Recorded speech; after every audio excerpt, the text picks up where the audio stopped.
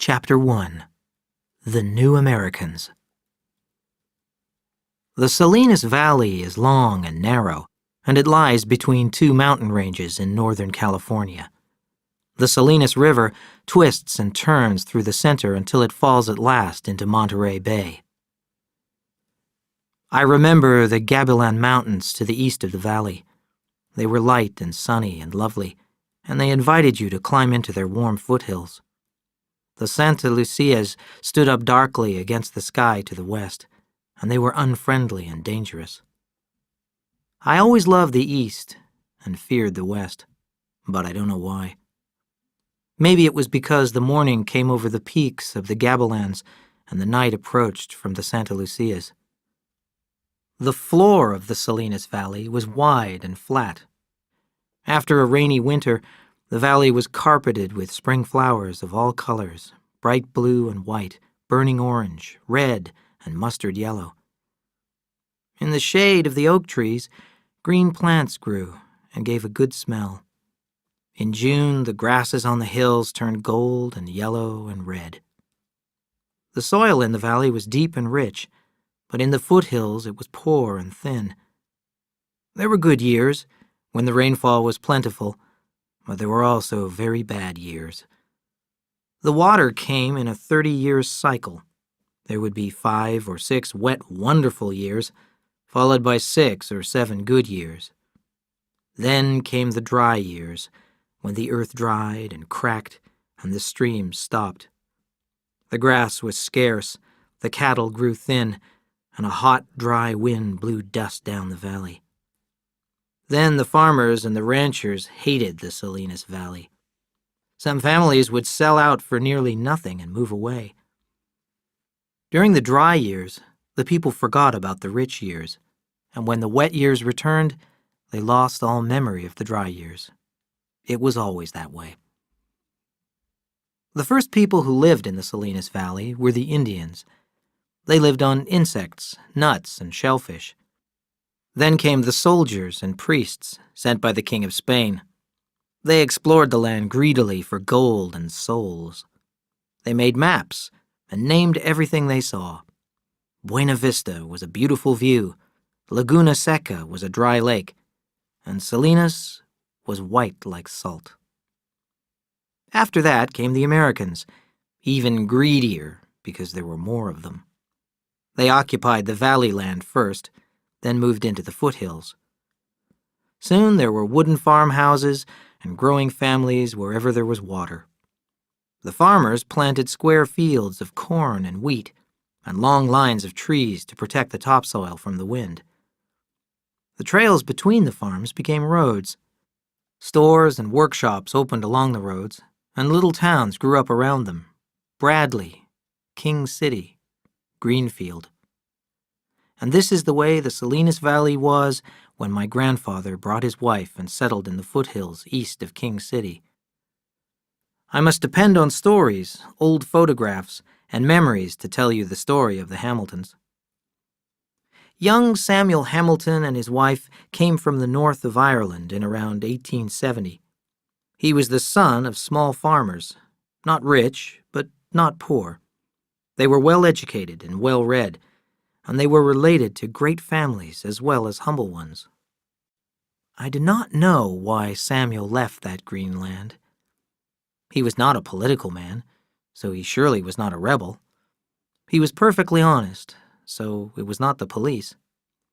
In my family, they whispered that he loved a woman who was not his wife. Samuel was good-looking and charming, with very blue eyes. He came to the Salinas Valley with his hard little Irish wife, Liza, who was as humorless as a chicken. She had a strict moral code, and she disapproved of everything that was pleasant. We never knew how Samuel met and married her. He was a man full of love, but his wife never showed her feelings. When they arrived in the Salinas Valley, all the good land was taken, so they settled on the poor land in the hills to the east of King City.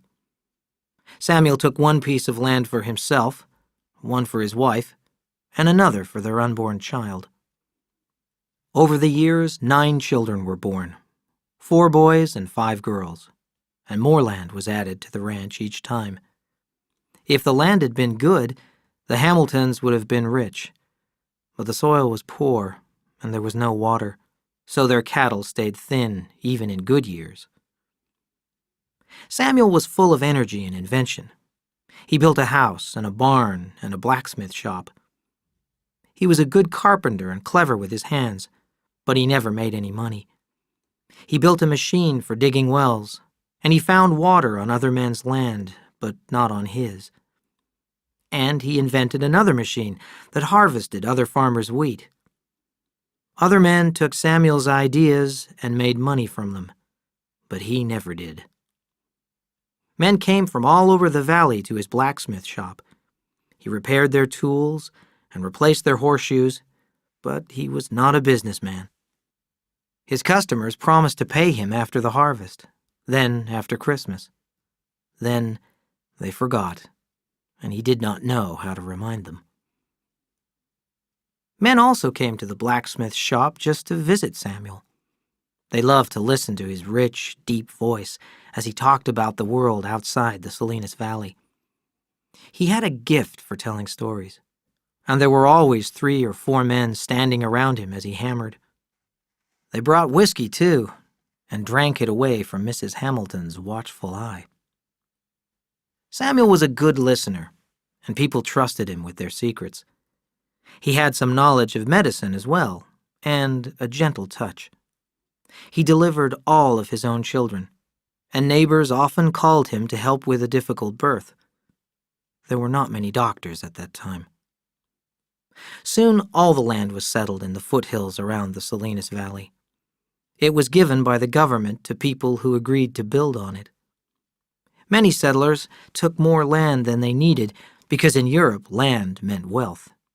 In California, though, some men owned large farms, but they were still poor. Although many people arrived penniless in the Salinas Valley, others arrived with money to start a new life. They bought the best land in the valley, built fine houses, and planted wheat. Adam Trask was one of these men. Chapter 2. Brothers and Rivals. Adam Trask was born on a farm near a little town in Connecticut in 1862, 6 months after his father Cyrus joined the army. It was the time of the American Civil War. Cyrus Trask enjoyed his short training period and the drinking and gambling and women that were part of Army life. Then he marched south with the Connecticut soldiers. He first saw the enemy at 8 o'clock on a spring morning. At 8:30, a bullet tore through his right leg, and an army doctor cut the leg off below the knee. It was painful, but he recovered quickly and returned home 6 weeks after Adam's birth with a wooden leg that he'd made himself. He also brought back a disease that a woman had given him in the army camp. When his wife caught this disease, she asked herself why. She believed that it was the result of some forbidden dreams she had had during her husband's absence. She then punished herself by holding her head under the shallow water of a muddy pool until she drowned. Cyrus drowned his sorrow in whiskey, and when baby Adam cried, he gave him whiskey too. After 3 days, Cyrus bought a goat, and the baby drank its milk. Adam not only survived, but was also strong and healthy. Cyrus wanted a woman to look after Adam and himself, so, a month later, he chose the 17-year-old daughter of a neighboring farmer. 2 weeks after that, they were married, and she was pregnant. The neighbors were not surprised. Men often had 3 or 4 wives in a normal lifetime. Alice Trask had many good qualities. She kept the house clean and she never complained. She never spoke unless someone spoke to her. She never gave an opinion, and when a man talked, she listened. For Cyrus, these were Alice's finest assets. These qualities helped him as he ran the farm and made up stories about his life as a soldier. The first person he told about his time in the army was Alice. As she listened quietly, his war experiences grew. He read books and newspapers and studied maps. Soon he knew the names of the battles and the officers who led them. Alice and the two little boys sat silently and respectfully as he talked about the fighting he had seen. At first, he knew he was lying, but soon he began to believe that he had been there. And not only had Private Trask fought in every important battle in the Civil War, he had also given advice to the generals and even President Lincoln himself. In time, he became a genuine military expert. He wrote letters to the War Department that criticized the Army and the way they had fought the war. He wrote articles for magazines, and the government consulted him about the organization of the Army. He later went to work for the Grand Army of the Republic and traveled all over the country to attend meetings. And so he entered public life. Cyrus Trask organized a military life for his family. Alice survived by staying quietly in the background, but Adam and his half-brother Charles could not escape his discipline. Cyrus was sorry that he could not be a permanent soldier because of his wooden leg, but he decided that the army was the only honorable profession for his sons. He began their training early. He made them do exercises and march for miles, carrying bags full of stones on their backs. They practiced shooting for hours. Adam hated their military life. He realized that his father was not doing it for them, but for himself. He was not a great man at all. Adam was an obedient child, and he wanted to avoid trouble, so he kept these thoughts to himself. His brother Charles was a little more than a year younger than Adam. He was more aggressive, like his father, more athletic, and more competitive. Charles beat Adam easily at any contest, so he preferred to compete with other children. He felt sorry for Adam because he was weak, so he fought other boys who challenged his brother. Adam admired his brother for his strength and intelligence, but they were not close. He never wanted to share his secret thoughts with him. He depended on his brother, but there was no feeling of love. As Adam grew up, he was afraid of one thing in particular. He feared the day he would be sent to the army. His father spoke of it often. "It'll make a man of you," he repeated. Charles was almost a man, and a dangerous man, even at 15. One evening, Adam won a game he was playing with Charles, and his brother beat him until he was unconscious. After that, Adam made sure that he never won at anything. Neither the boys nor Alice ever told Cyrus about the beating, but he seemed to know. In the months that followed, he was gentle with Adam, and he did not punish him anymore. He spoke to him alone every night about the nature of a soldier, and he did not permit Charles to listen. "There are so many things I want to tell you," said Cyrus late one afternoon. "From the day a child is born, he's taught to protect his own life. But when he becomes a soldier, he has to put his life in danger without going mad. If you can face death, then you'll never be afraid again. That's the greatest reward of all. Think about that." "Why don't you talk to Charles about it?" asked Adam. "He'll be a better soldier than I will." "Charles won't be going into the army," replied Cyrus. "He doesn't need to. Charles isn't afraid of anything, so he could never learn anything about courage, and the army would release things in him that should be controlled." Adam complained. "You never punished him. You let him live his own life. You praised him. You didn't hate him. And now you let him stay out of the army." He stopped, frightened of his father's anger. His father did not reply. He walked to the kitchen door and stopped. "You want to know why, don't you?" he said quietly. Well, maybe I shouldn't tell you, but I will. You aren't clever. You don't know what you want. You let other people walk over you. You're weak, and sometimes I think you'll never do anything with your life. But I love you better. I always have. And that's why I hurt you. Now, shut your mouth and go into your supper. I'll talk to you tomorrow night. My leg aches. There was no talk at supper. Adam thought his brother watched him secretly. He finished eating and pushed back his chair. I'm going for a walk, he said. Charles stood up. I'll go with you. The two boys walked down the dark road together. What did he say to you this afternoon? I saw you walking together. He just talked about the army, like always. Charles moved closer to his brother. You're lying, he said suspiciously. He was talking to you the way he talks to his friends. You're trying to take him away from me, aren't you? Adam backed away, breathing deeply to control his fear. Charles's voice rose. And what happened on his birthday? I bought him a pocket knife with 3 blades and a pearl handle made in Germany. It cost me 75 cents. Thanks, he said. Just thanks. And where is it now? He never uses it. Did he give it to you? Adam heard the cold anger in his voice. And what did you do?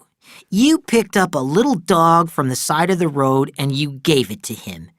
He laughed like a fool and said it'd make a good bird dog. That dog sleeps in his room. He plays with it while he's reading. And where's the knife? Thanks, he said. That's all. Charles spoke in a whisper and his eyes were cold. There was a little smile on his face. Adam jumped back desperately and guarded his face with his hands. Charles drove his fist into Adam's stomach. Adam dropped his hands. His brother hit him methodically in the head, the heart, the nose, the stomach, then the head again. Adam watched Charles through blood and tears, not understanding. Once he swung wildly at Charles, but his brother avoided it easily and continued working like a machine. Pain flashed through Adam's body. He wondered why he was still standing and conscious. Suddenly, the darkness came over him and he fell. Charles stood over Adam, breathing hard. Then he turned and walked quickly back toward the house. As consciousness came back quick and frightening to Adam, he heard rapid footsteps on the road. He pushed himself onto his knees, crawled through the long grass at the side of the road, then slid into the wet ditch. The footsteps came close, then stopped. Charles lit a match and looked through the darkness. In his right hand shone a long knife. He moved on and struck another match, and then another. Finally, he gave up and went away. He threw the knife far into a field. Adam crawled out of the water and stood up. He walked slowly back to the house, almost fainting. He stood in the doorway. Cyrus looked at his bloody face in surprise. "Why did he do it?" he asked. "I don't know," said Adam. His father stood up angrily. He grabbed Adam by the arm and squeezed it hard. "Tell me, and don't lie to me." Adam searched for the answer through his pain. "He thinks you don't love him." Cyrus picked up his shotgun from its place in the corner of the kitchen and checked that it was loaded. "Alice, help Adam to bed," he said quietly, and went out the door. Charles spent some time laughing and drinking with his friends in the hotel in town. Then they moved on. but he heard about the shotgun, so he hid for 2 weeks before returning home. Adam stayed in bed for 4 days. On the 3rd day, his father showed his power with the military. He did this for his own pride and as a reward for Adam. An army captain and 2 sergeants in blue dress uniforms came to the house. 2 privates waited outside with the horses. Cyrus watched with tears in his eyes as Adam was enlisted in the army. "You're going to Indian country, son," he said proudly. "There's a lot of work to be done." "Yes, sir," replied Adam. Adam had always hated violence, and during his 5 years as a soldier, he learned to hate it even more. At that time, the army was taking the Indians' land for settlement. When the Indians rebelled, they were killed, and the survivors were forced to live on the poorest land. When Adam shot at a man, he shot to miss. He knew that he was not a good soldier, but he did not care. It was more important for him not to hurt anyone. But he was not a coward. He risked his life more than once to save wounded men, and he volunteered to do extra work in the field hospital.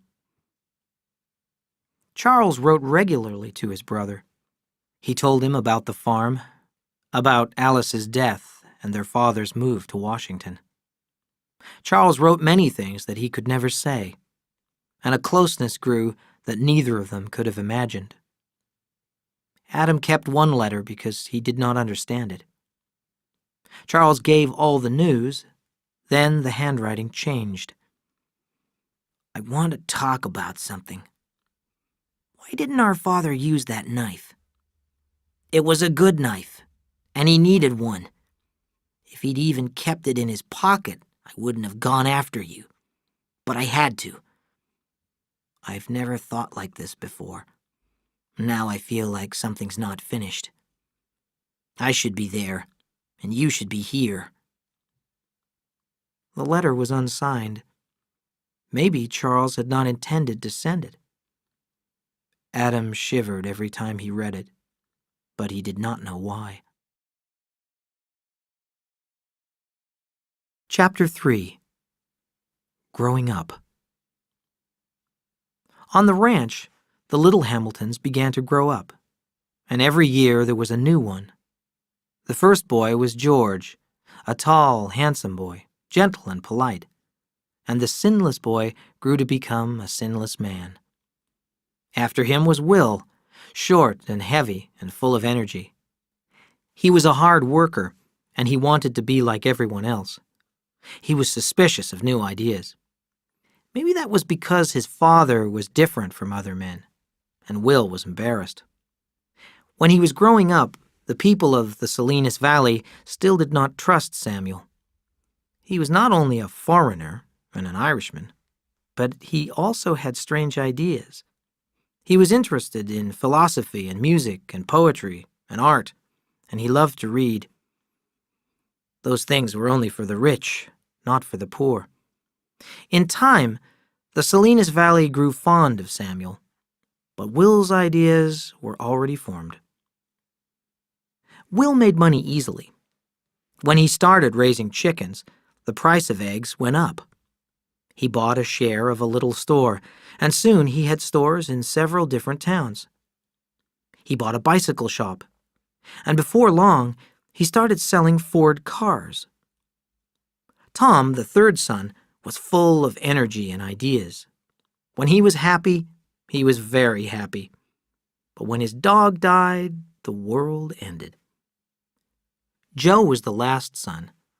He was lazy, and he preferred daydreaming to working on the farm. When he had failed at every job, his father asked him to look after their 60 sheep. This was the least difficult job of all, but he lost them. Lost 60 sheep in the hills. Soon his family stopped asking him to work. There were 5 Hamilton girls in the family. Lizzie, who was named after her mother, was the oldest. She married young and went away. Next came Una, a studious dark girl. Then there was Desi, who loved to laugh. Then Olive, my mother. And last was Molly, who was a little beauty with lovely blonde hair and deep blue eyes. Liza was a good woman, and she raised good children. Year after year, she produced them, and fed them, and baked bread, made their clothes, and clothed them in good manners and morals too. She had no knowledge of the world except what she read in the Bible. Everyone respected her, but they did not have warm feelings for her. By the end of the century, all of Samuel and Liza's children were nearly grown up. Una was a student, and Samuel was proud of her. Olive was preparing to become a teacher. This was a great honor for the family. Joe was going to college because he was not good at anything else. Will was making a fortune without really trying. Tom was trying new ideas and sometimes failing. Desi was studying dressmaking. And Molly, pretty Molly, would obviously marry a rich man. It was a good, well-balanced family, and Samuel was pleased with them. Some liked to build, and others liked to dream. Some wanted the world to stay the same, and others wanted it to change. They were not rich, and they were not poor, and they all belonged to the Salinas Valley. After Adam joined the army and Cyrus moved to Washington, Charles lived the life of a bachelor. The house was dirty and quiet. He talked about finding a wife, but he was too shy to meet any girls. When he wanted sex, he paid for it. He was lonely and he missed his brother. He worked hard on the farm to keep busy. One day in his 3rd year alone, he had an accident. He was using an iron bar to move a big stone out of a field. When it did not move, he became angry and pulled down on the bar with all his strength. The bar slipped, and the upper end crashed hard into his forehead. After a few weeks, his wound healed, but it left a long, dark scar that began at his hairline and ended between his eyebrows. Charles hated the scar. "It looks like somebody marked me like a cow," he wrote to Adam. "And it's getting darker. People are always staring at it and talking about it. I don't even want to go to town anymore." Adam left the army in 1885 after 5 years' service and began traveling home. He arrived in Chicago, stayed 2 days, went to Buffalo, then Niagara Falls. He felt that he was sleepwalking. He missed the daily routines that he hated when he was in the army. He missed the company of other men, and he did not want to go home. He went back to Chicago and re-enlisted in the army for 5 more years. Adam was changing trains in Kansas when a soldier put a message into his hand. It ordered him to report immediately to the office of the Secretary of War in Washington. His father found him there. Adam hardly recognized him. He looked and talked like a great man. They walked to the hotel where Cyrus lived. "Why are you going?" he asked Adam. "I didn't want to go home."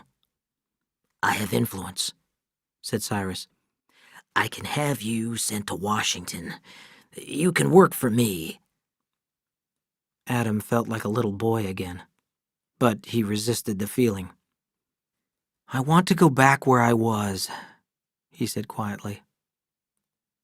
Adam saw the disappointment on his father's face and knew that he was lonely in Washington. "Why don't you bring Charles here?"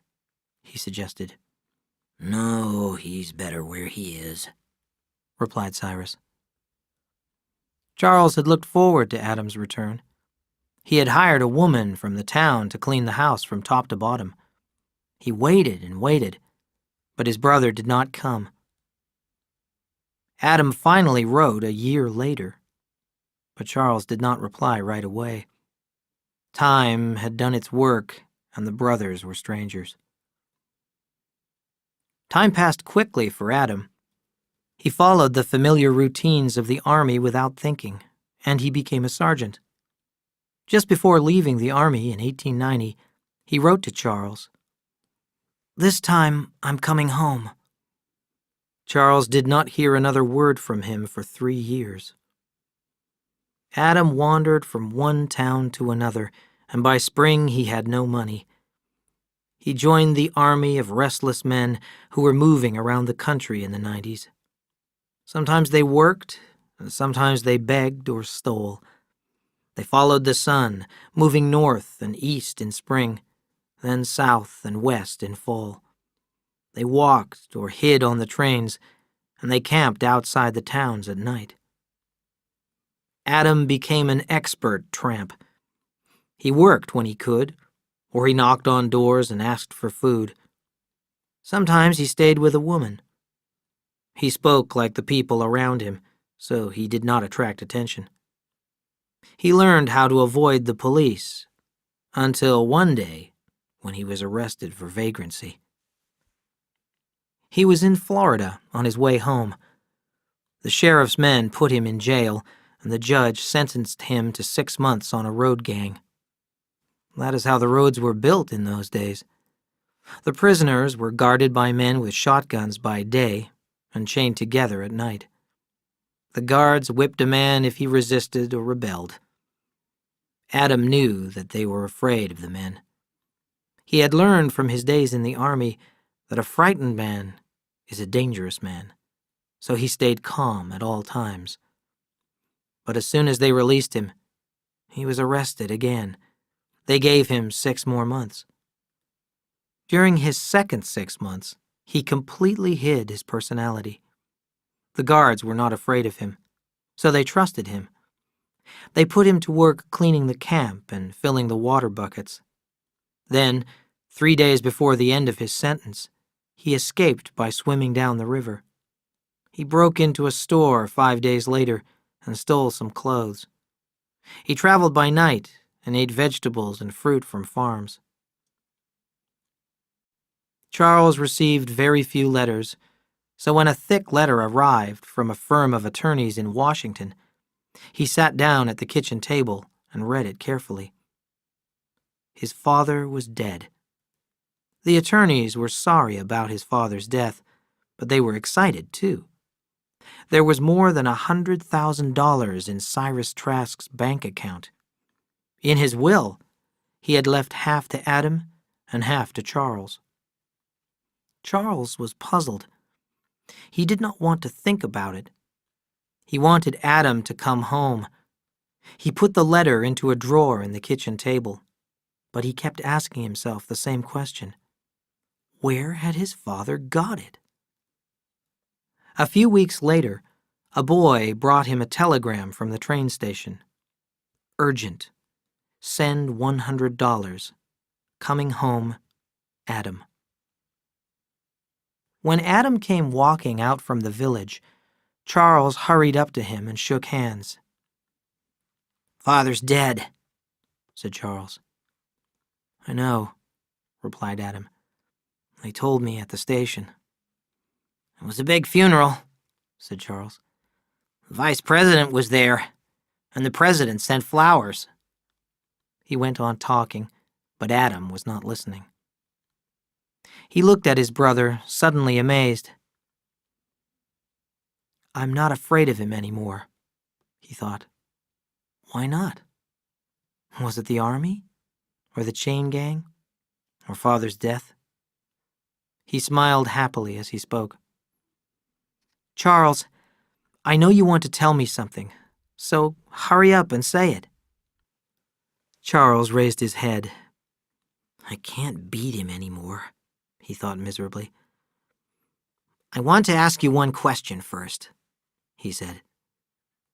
"Did you love our father?" Adam was surprised, but he decided to answer. "No, I didn't. Sometimes he scared me. Sometimes I respected him. but most of the time I hated him. Now, tell me why you want to know." Charles shook his head. "I don't understand it. He loved you. He loved everything you gave him. But he didn't love me. Remember that knife I gave him? It's here, in his desk. He didn't even take it to Washington. And that dog you gave him? It was at his funeral. A general was holding it. It was blind, couldn't walk. They shot it after the funeral." "I don't understand," Adam said. "What are you saying?" "I loved him," Charles replied. He began to cry. A little of the old fear came back, so Adam did not go to him. He walked to the open doorway. When Charles spoke again, his voice was tired. "Tell me, do you think our father could have been dishonest?" he asked. "I don't know," Adam said quickly. "No one ever said it. Now tell me what's on your mind." "Father made a will. He left us over $100,000. Adam laughed. "You're crazy," he said. "Don't you mean $100? "No," said Charles. "I mean $100,000. I don't understand it. His salary was $135 a month.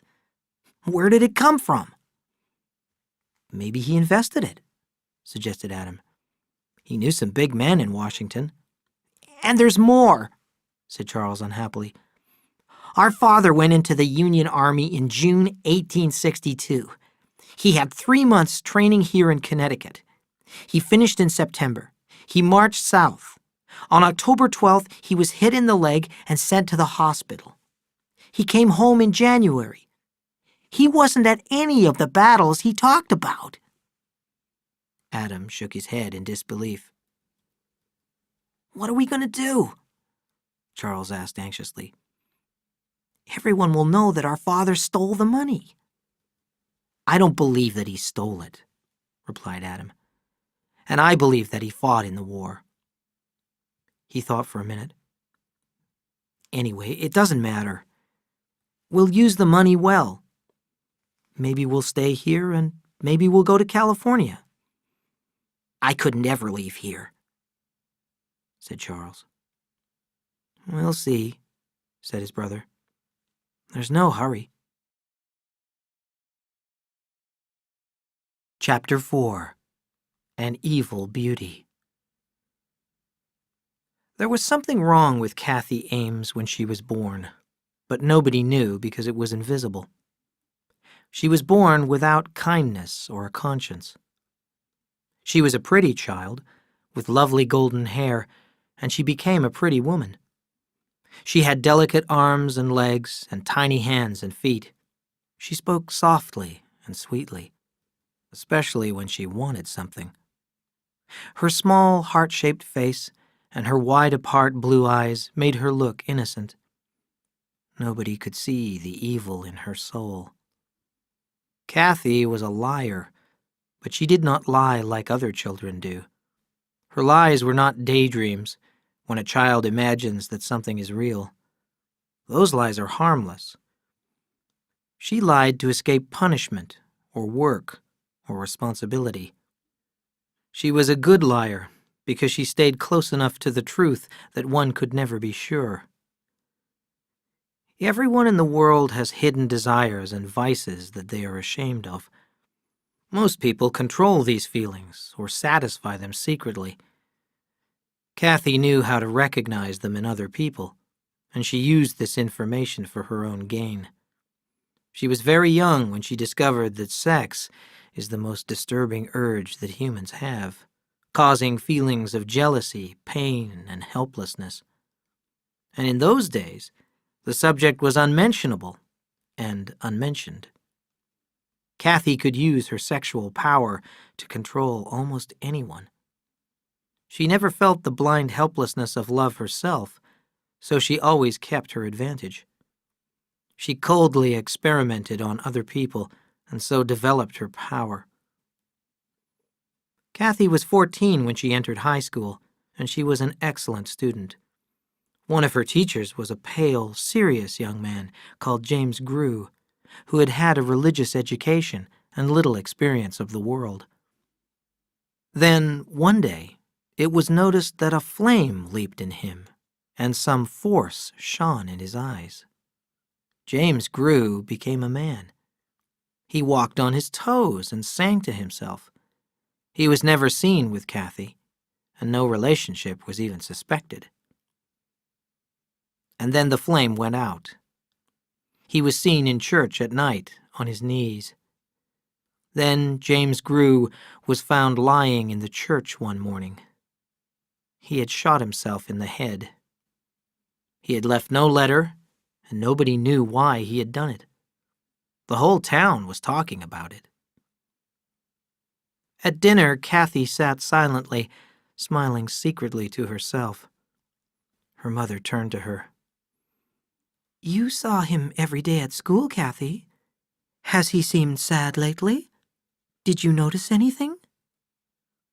Kathy looked down at her plate and then up. "I thought he was sick," she said. "Yes, he has looked bad. And somebody at school, I don't remember who, said that he was in some kind of trouble in Boston. I didn't hear what kind of trouble. We all liked Mr. Grew." That was Kathy's method. Soon everyone knew that James Grew had been in trouble in Boston, and nobody could imagine that Kathy had started the rumor. Even Mrs. Ames had forgotten where she heard it. Soon after her 16th birthday, a change came over Kathy. One morning she did not get up for school. Her mother went into her room and found her in bed, staring at the ceiling. "Hurry up," she said. "You'll be late." "I'm not going to school," Kathy said calmly.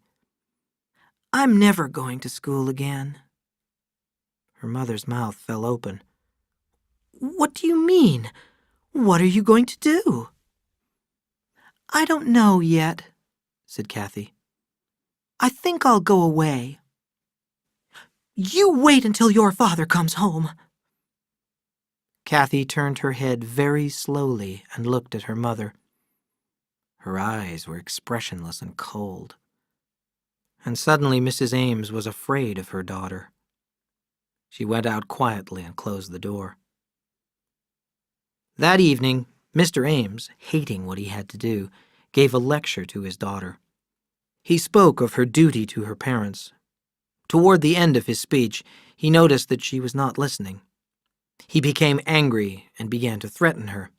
He reminded her that she was under the authority of her parents and the state and God. He had her attention then. She stared straight into his eyes, and he had to look away. He threatened to whip her if she did not obey him. At the end, his threats weakened. "I want you to promise that you'll go to school tomorrow," he said. Her face was expressionless. "All right," she said. In the morning, she was gone. Her father put on his hat and walked quickly to the train station. The station agent was certain Kathy had taken the early morning train to Boston. Mr. Ames brought her back and gave her the first whipping of her life. "Now, will you ever do that again?" he said. "No, oh no, forgive me," Kathy said. She turned away so her father could not see that there were no tears in her eyes. There seemed no doubt that it was what Kathy needed. Even in school, she was changed. Always she had been a good student. But now she began to make plans for the future. She talked to the principal about taking the examinations for her teaching certificate a year early. In the weeks that followed, she helped her mother in the kitchen and offered to help more than was needed. A childlike smile was constantly on her lips while she made her preparations. She had all the time in the world. She cleaned the basement and put newspaper in all the cracks where the air came in. She fixed all the doors so they opened and closed quietly, and put oil in the locks so they turned easily. She filled the lamps from a big can of lamp oil she kept in the basement. And it was not only at home either. She went to the factory to visit her father, and he was amazed at her questions about business. "She's smarter than some men I could name," he thought proudly. "She might be running the business one day." He explained about the loans and the billing and the pay, and he showed her how to open the safe. One day when she returned home from school, her mother met her at the front door. "Kathy, I have to go out," she said. "Your father wondered if you would go to the bank, pick up the pay for the workers, and take it to the factory." "I'd like to," said Kathy. The fire broke out at about 3 o'clock the next morning. The Ames house went up like a rocket. By the time it was noticed, there was nothing left. When the volunteer firemen dug through the coals, they found what remained of Mr. and Mrs. Ames. But there was neither tooth nor bone where Kathy's room had been. When the accountant went to the factory, he found the safe open and papers scattered all over the floor. A broken window showed how the thief had entered. He returned to the house with this news. "The fire wasn't an accident." Fear and anger spread through the crowd that had gathered. And where was Kathy? Had she been taken away? They searched the fields and lakes for her body, but they found nothing. They questioned the wandering men who were traveling by road and by rail, but soon they stopped looking. What could they do? They couldn't prove anything without a body. I don't know how Kathy Ames heard about Mr. Edwards, but it was not very difficult for a girl to find him. Mr. Edwards was a successful businessman. He lived in a big house in a good neighborhood of Boston with his wife and 2 children. He was a large, powerful man in his late 40s, getting a little fat, but then many successful men were. He spent as much time as he could with his family, although he had to travel a lot on business. Mr. Edwards' business was women. He supplied whores to small-town hotels all over New England, avoiding the cities because the police were greedier there. He preferred stupid girls because the smart ones did not stay long. They opened their own houses or married rich men. He did not want very pretty girls either. A local young man might fall in love with a pretty whore, and there would be trouble. He kept the girls in one place for 2 weeks, then moved them on to the next town. Mr. Edwards was not feeling well when the girl who called herself Catherine Amesbury came to see him. If he had not been weak, he would have sent her away immediately. She was much too pretty for his business. Her voice was low. She was small, almost delicate, and her skin was lovely. She was not Mr. Edwards' kind of girl at all. He knew this in his mind, but his body told him to let her stay. He looked at her, puzzled, as she gave him a cat-like smile. He never mixed business and pleasure, but he wanted this one for himself. He fell into the trap. "Never, never believe anything a whore tells you." That was his rule, but he believed every word she said. "I can't understand why a girl like you," he began. Catherine lowered her eyes. "My father's dead. He borrowed a lot of money from the bank. My mother can't pay it back, so they're going to take away the farm. I just want to help her." Mr. Edwards heard himself saying, "Well now, my dear, maybe we can find some way for you to get the money." Mr. Edwards, as cold-blooded as any whore-master that ever lived, fell hopelessly, miserably in love with Catherine Amesbury. He rented a sweet little brick house for her and then gave it to her.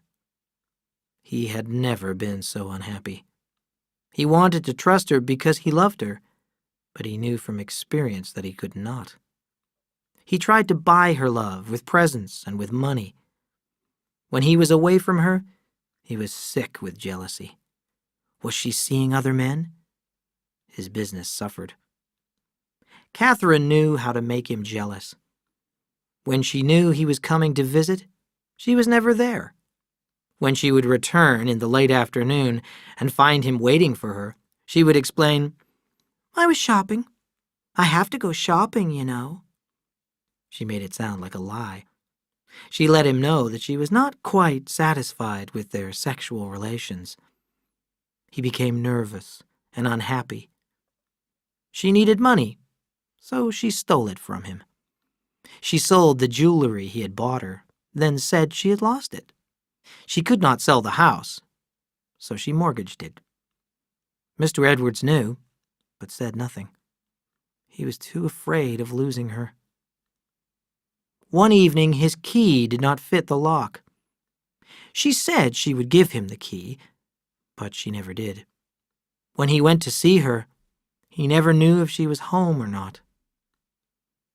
Catherine was clever, but she made one serious mistake. One night, Mr. Edwards offered her a glass of champagne. "No, thank you," she said. "I can't drink it. It makes me sick." Mr. Edwards started thinking. Why doesn't she ever drink with me? I don't know anything about her. Maybe if she has a drink, she'll tell me about herself. That's not very friendly, he said. Just have one glass. I can't, she repeated. His voice hardened. Drink it. She took the glass and poured it down and stood still. She poured another glass for herself and another. Her eyes became hard and cold, and Mr. Edwards felt afraid. I didn't want to do it. Remember that, she said softly. You fat worm. What do you know about me? Do you think I can't read every rotten thought you've ever had? Want me to tell you? You wonder where a nice girl like me learned tricks. You wanted me to talk, and I'm talking. I'll tell you. I worked in whorehouses all over the country for 4 years. Catherine, he protested, you don't know what you're saying. He watched her, unable to move. She walked slowly toward him, drank the last of the champagne, delicately broke the glass on the table, and pushed it hard into his cheek. As he finally ran away from the house, he could hear her laughing. Mr. Edwards wanted to believe in Catherine's goodness, but he could not. He had to find out the truth. He had her followed. He hired detectives, and soon he knew where she hid her money. One day he packed his suitcase as usual and rang Catherine's doorbell. She answered it immediately. I'm going out, she told him. No, you're not, he said, pushing past her into the house. He went down to the basement and returned carrying a small wooden box. He put it into his suitcase. That's my money, she cried. What are you doing? You're coming with me on a trip, he answered coldly. We're going to a little town in Connecticut. You told me once you wanted to work. You're going to work. I don't want to, she cried. You can't make me. I'll call the police. He smiled terribly. Maybe you'd rather go back to your hometown. They had a big fire there several years ago.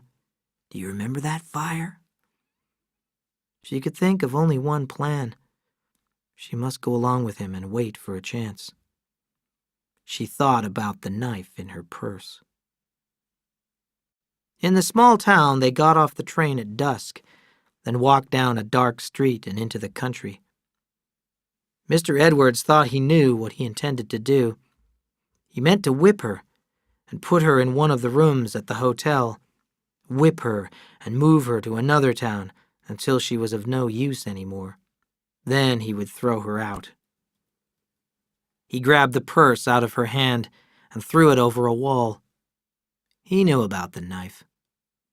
He was in love with Kathy, but he was also afraid of her. Love and fear made him cruel. He hit her twice with the whip, but that was not enough. He used his fists again and again as she lay on the ground, but soon they too were not enough. His hand found a stone, and a red wave of rage washed over him.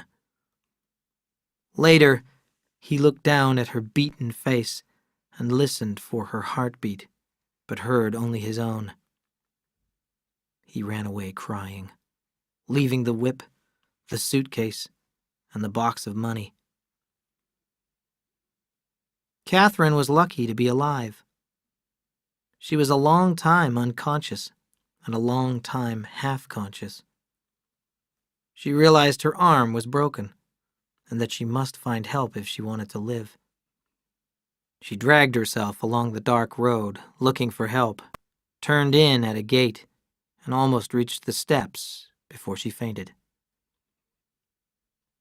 Adam and Charles Trask were finding it difficult to live together, as two men often do. For the first few months after their father died, they were busy investing his money. They went to Washington to visit his grave. Then they did not talk about him anymore. They followed the same routine every day. Charles got up at 4:30 every morning and worked outdoors. Adam kept the house clean and did the accounts. They talked about old times and the times when they were apart. They argued about little things and lost their tempers. There were long, ugly silences. Then they were too polite to each other. Then their anger flashed again. When Adam could not stand it anymore, he would leave for some time. 8 months in Boston, 2 years in South America. But he always returned, and the brothers fell back into their old ways. One day was the same as another, and the years passed slowly. But Adam was still restless. One morning he asked Charles, "Why are we working so hard? You've bought the farm next door, and 4 buildings, and the hotel in town. Did you ever think that we have enough money to do anything we want to do? We could go to Europe. We could walk around Paris." Charles was not listening. "What's that noise?" he said. He opened the kitchen door. A dirty bundle of rags and mud was slowly trying to crawl up the steps. There was a muddy face with cracked lips and eyes looking out of blackened and swollen eyelids. There was a deep cut in the forehead, and blood ran back into the knotted hair. Adam kneeled beside the figure. "Come on, let's get her in," he said. "Here, look out for that arm. It looks broken." She fainted when they carried her into the house. "Put her in my bed," said Adam. "Now I think you'd better go for the doctor. I'll stay here with her." She was very badly hurt. Her arm was broken, as well as several other bones. Her jaw was cracked, and she had lost all the teeth on the left side. The bone was also cracked under the cut on her forehead. The doctor did what he could and gave her some drugs for the pain. "Someone tried to kill her," he said to Adam and Charles. "Do you know her?" "Of course not," said Charles angrily. "And she can't stay here." Now Adam was angry. "Yes, she can. This is my house, too." The 2 men looked at him in surprise. "Who's going to look after her?" asked the doctor. "I am," said Adam. "I'll have to tell the sheriff," the doctor warned. "Do that," said Adam. "But she can't talk to anyone until she's well." Adam watched over Kathy day and night. She was only partly conscious from shock and drugs, but she was aware of the people around her. Very slowly, she remembered the last days. She had never been so afraid in her life. One day, she heard 3 men talking in the next room. "Adam, I want to ask her some questions." "Leave her alone, Sheriff. She can't talk. Her jaw is broken." "Give her a pencil and paper," suggested another voice. "She can write the answers." Kathy's mind worked quickly. "Why is the sheriff here?" she asked herself. "Does he know about the fire?" The man called Adam wanted to protect her, but the others were not on her side. Not yet. They came into the room. "I'm the sheriff, miss," said the tallest man. "I want to ask you some questions. Can you write on this paper?" Kathy painfully nodded yes. "What's your name?" She closed her eyes and wrote, "I don't know," in huge letters. The sheriff gave her a fresh piece of paper. "Here. Now, what do you remember?" Kathy's hand moved slowly across the page. "All black. Can't think." Her face became tragic. "Help me," she wrote. "You poor child. I'll leave you alone now," said the sheriff. "He's on my side now," she thought. "But the other man isn't." Charles was watching her and rubbing the dark scar on his forehead. Their eyes met. "You'll have one just like mine," he said. She smiled at him, and he looked away. Adam had never been so happy. He did not know her name, but it was not important. "Call me Kathy," she had said. He cooked for her, and soon she was recovering well. One day, she and Charles were alone in the house. "Why don't you like me?" she asked him. "Because I don't trust you," Charles replied. "I don't believe you lost your memory. I think you're a devil, and I don't want you in the house anymore." "What are you going to do?" she asked. "If you don't leave, I'll talk to the sheriff," he replied. "I heard you talking in your sleep when you took all those drugs. I know a lot about you." Now Kathy was frightened. What could she do? She had to find a plan. "Adam, I'm alone and afraid," she cried when he returned. "And your brother wants me to leave." She smiled weakly. She's so helpless, Adam thought. He felt a rush of love. He took her hand. "Will you marry me?" She held his hand tightly. "Please, let me think about it," she whispered. "And please don't tell your brother." Kathy had already thought about marrying Adam. "He's rich, and he'll protect me," she thought. "And I can control him. But I must never lose control of myself." She shivered as she thought of Mr. Edwards. I'll never do that again. 5 days later, Adam and Kathy went into town and were married by a judge. "I thought she was gone," said Charles when they returned. "We got married," said Adam. "What?" shouted Charles. Kathy went into the bedroom. "You're crazy. She's no good. She's a whore."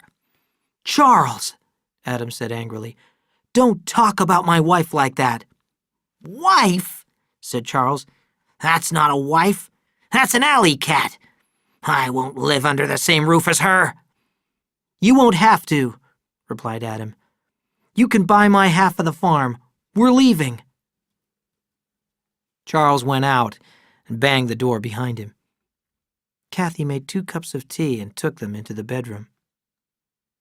"Don't worry," said Adam. "We're going to California." "I don't want to go to California," said Kathy. "You're my wife," said Adam softly. "I want you to come with me." Kathy lowered her eyes. "Adam, I can't really be your wife until I'm well." "I know," he said. "I'll wait." He finished his tea. "My tea has a funny taste. Does yours?" "Oh, no," she cried. "You took the wrong cup. That one had my sleeping medicine in it." Adam was fast asleep when his brother came home drunk. Charles threw off his clothes, got into bed, and tried to get comfortable. When he opened his eyes, Kathy was standing by his bed. "What do you want?" he asked. "What do you think? Move over a little." "Where's Adam?" "He drank my sleeping medicine by mistake." Suddenly Charles laughed.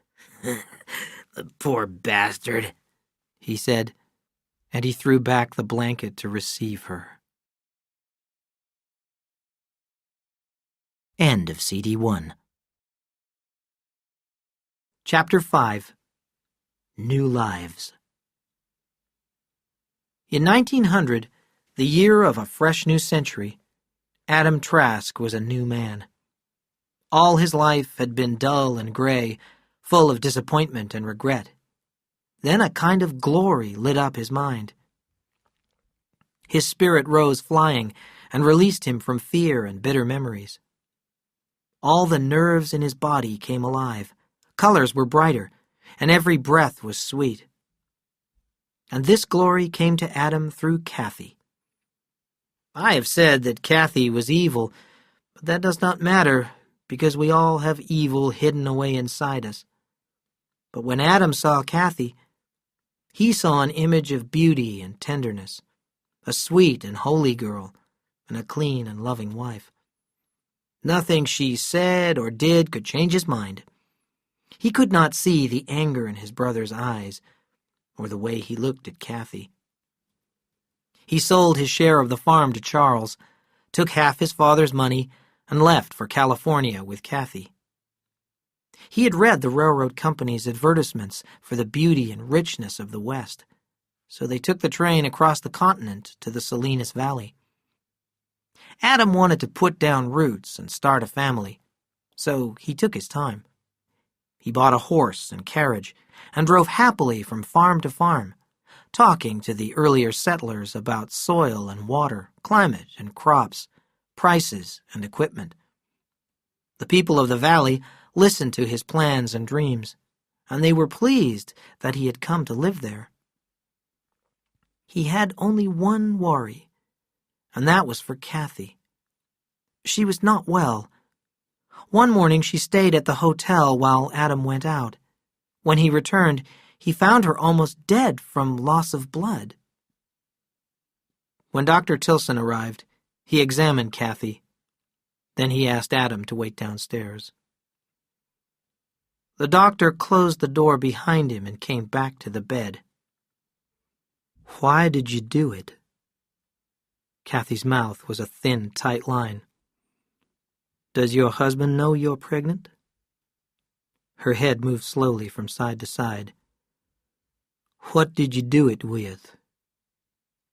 He looked around the room, then picked up a knitting needle. He shook it in her face. "You're a fool. You've nearly killed yourself and you haven't lost your baby." Her eyes were as cold as glass. He pulled a chair up beside her bed. "Why don't you want to have the baby?" he asked softly. "You've got a good husband. Don't you love him?" Her lips did not move, and her eyes looked straight into his. "My dear," he said, "can't you see? You must not destroy life." This woman puzzled him. There was something inhuman about her. All right, he cried. You won't speak. You don't have to. But I'm going to tell you, your baby's safe. And I'm telling you this, you're going to have this baby. What you did is against the law, and if you lose it, I'll make sure that you're punished. And I mean it. Kathy licked her lips with her little pointed tongue. The cold went out of her eyes, and a weak sadness took its place. "I'm sorry," she said. "You don't understand. There's a disease in my family, and I don't want my baby to have it." Dr. Tilson's anger disappeared. My poor child, he said softly. Your baby will probably be fine and healthy. All right, then. I won't tell your husband what you did. Adam was waiting anxiously downstairs. "How is she? What is it?" The doctor made his standard joke. Your wife is sick, but she has the only good sickness there is. She's going to have a baby. Adam ran past him up the stairs. Adam's attention narrowed to the Bordoni Ranch, a few miles south of King City. Rich green fields lay on both sides of the river and reached into the foothills. There was an old mud-brick house that stood in a narrow opening in the foothills. A tiny valley fed by a precious spring of sweet water. Huge oaks shaded the valley, and the earth had a richness and a greenness foreign to this part of the country. The old house seemed to have grown out of the earth, and it was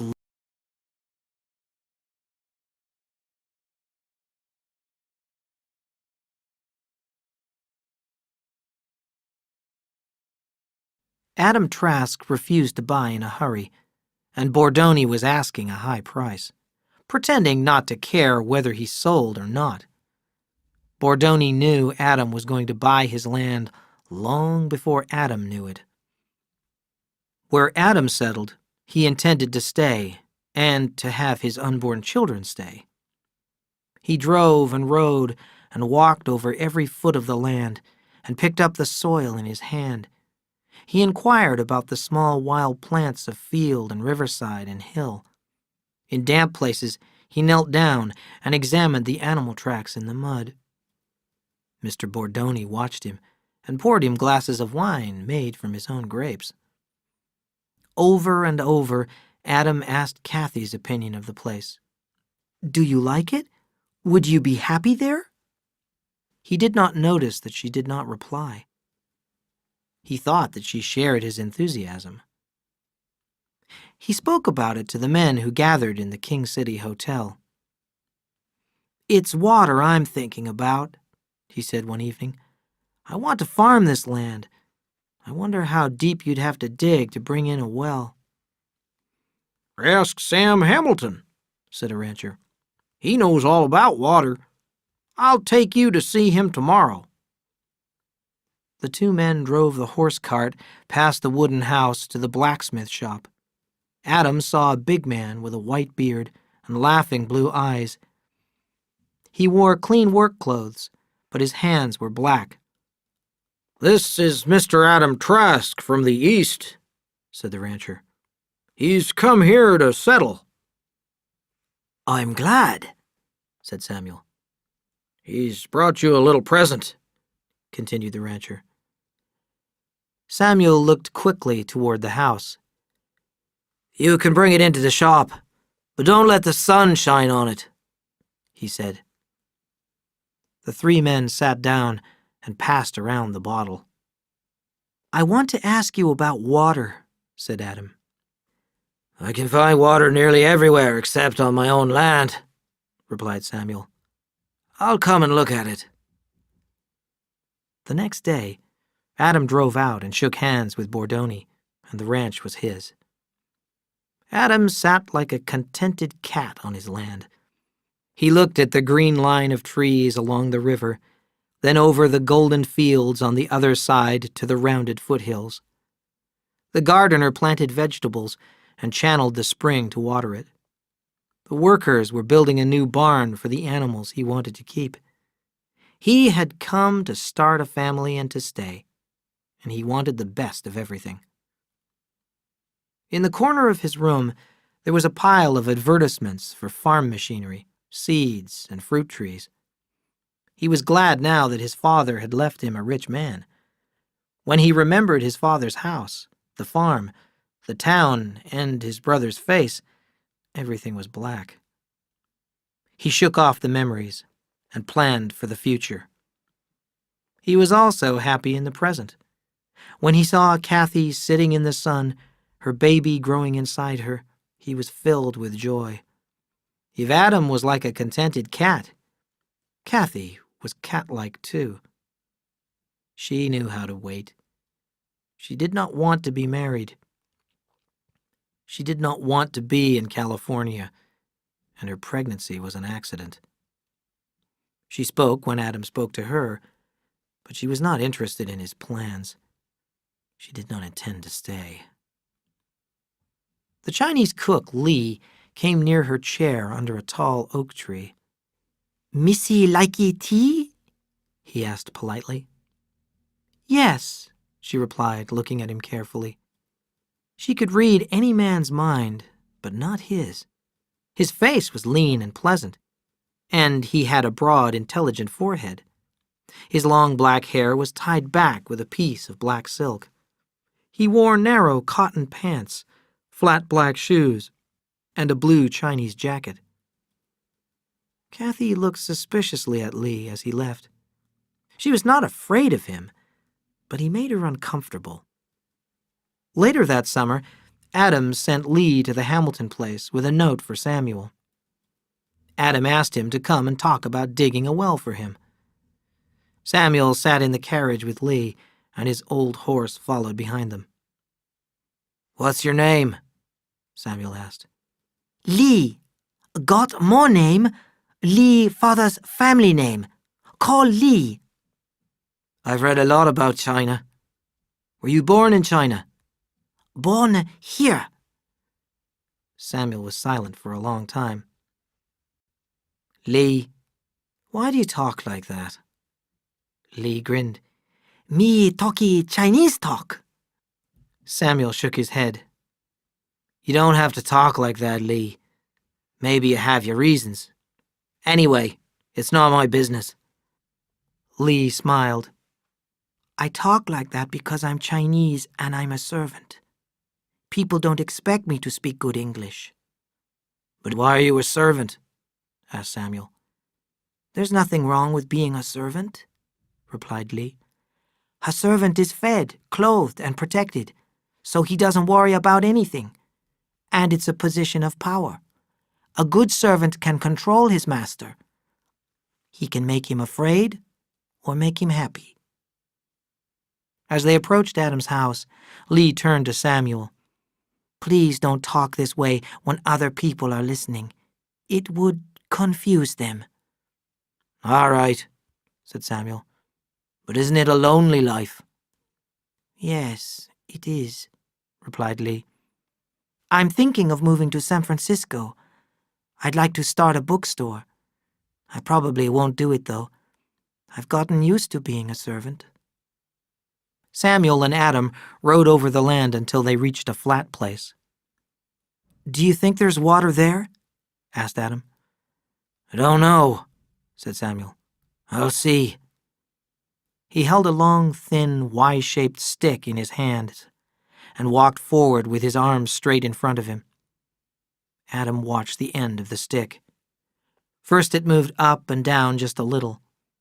Samuel walked forward, then back, then turned. Then the stick seemed to be pulled down toward the ground. "I can get water here," Samuel said, "and it isn't very deep." "Good," said Adam. "I want you to dig wells for me and pump the water. I want to make a garden here. Remember, my name is Adam, and I've never had an Eden." "That's a good reason," said Samuel. "What does Eve think?" She'll be pleased with anything I do, said Adam. Her name is Kathy. I want the water so I can make a beautiful garden for her. I want to repay her for making me so happy. When they returned to the house, Lee had prepared a cold supper. They waited at a table outside under an oak tree until Kathy came out. She looked at Samuel and Adam without speaking. You haven't met Mr. Hamilton, dear, said Adam. How do you do? Said Kathy and shook his hand. I'm glad to meet you, replied Samuel.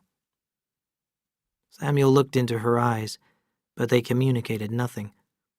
There was a heavy silence at the table as they ate. Samuel made a few attempts at conversation, but finally gave up. Something was wrong, and he finished his supper quickly. Ma'am, if you'll excuse me, I'll ride off home, he said. Thank you for your kindness. Adam jumped to his feet. Please, come back soon. I want you to start the wells. Kathy, this will be the most beautiful place in the world. That will be nice, said Kathy, but her face showed no emotion. Samuel shivered when he saw it. He said good night and quickly rode away. After he left, Kathy said, Adam, I didn't want to come here. I am not going to stay here. Oh, nonsense, he laughed. You'll get used to it, and you'll love it. Everything will change when the baby is born. You'll see. Samuel Hamilton rode back home in the moonlight. There were shadows and the sounds of night creatures all around him, and he felt a strange sadness. He thought about Adam and Kathy. Do I envy them? No, it isn't that. It's Kathy. But what about her? Her eyes. I've seen those eyes before. But where? Samuel went back in his mind to when he was a small boy in Ireland. He was with his father in a big city. A crowd had gathered where a man was going to be hanged. The man looked into Samuel's eyes. His eyes had no depth. They were not like other eyes, not like the eyes of a man. They were like a goat's eyes. Now Samuel knew. I've seen eyes like that only twice in my life, he thought. But then he felt guilty that he had such ugly thoughts about Kathy. I'll do everything I can to help with the Salinas Valley Eden, he promised himself. Kathy sat quietly in her chair under the oak tree, waiting for her pregnancy to be over, living on a farm she did not like, with a man she did not love. Her stomach grew very big, but the rest of her body was unchanged. She spoke very little, and her eyes were far away. It was as if she had gone away, leaving an empty shell in her place. There was activity all around her.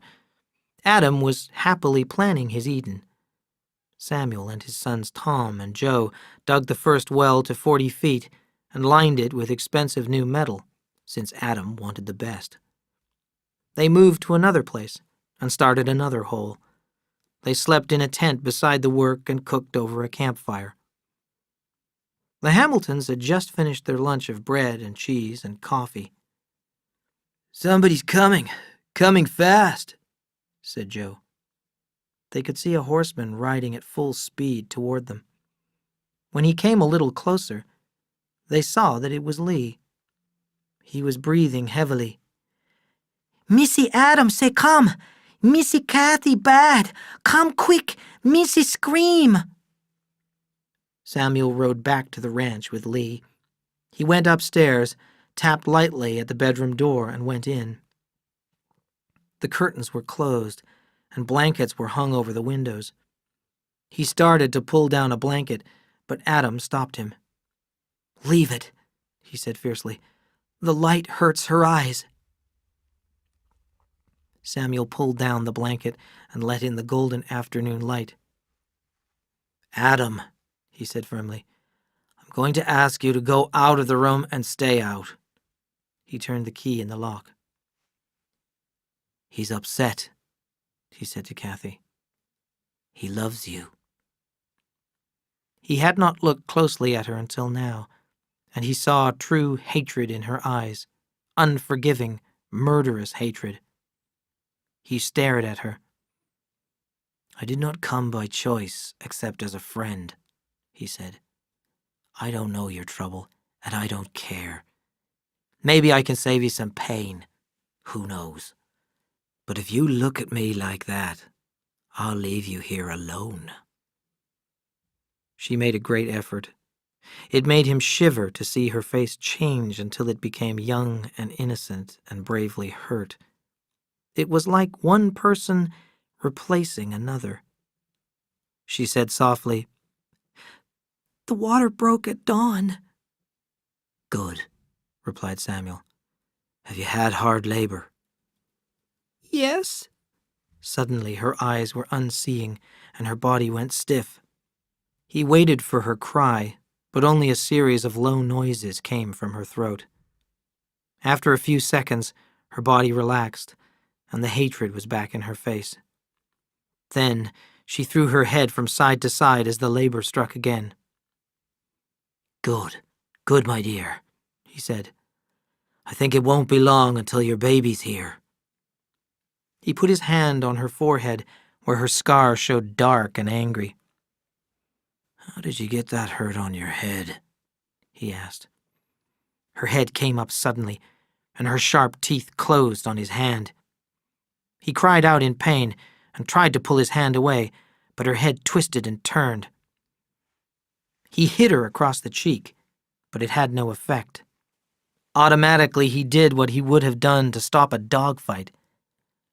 His left hand went to her throat, and he cut off her breath. She struggled and tore at his hand before her jaws relaxed and he pulled his hand free. The flesh was torn and bleeding. He stepped back from the bed and looked at the damage. He looked at her with fear, and when he looked, her face was calm again and young and innocent. "I'm sorry," she said quickly. "It was the pain." Samuel laughed shortly. "I had a dog that did that once," he said. The hatred came briefly back into her eyes. "I'd better put something on it. Humans are more poisonous than snakes. Have you got any whiskey?"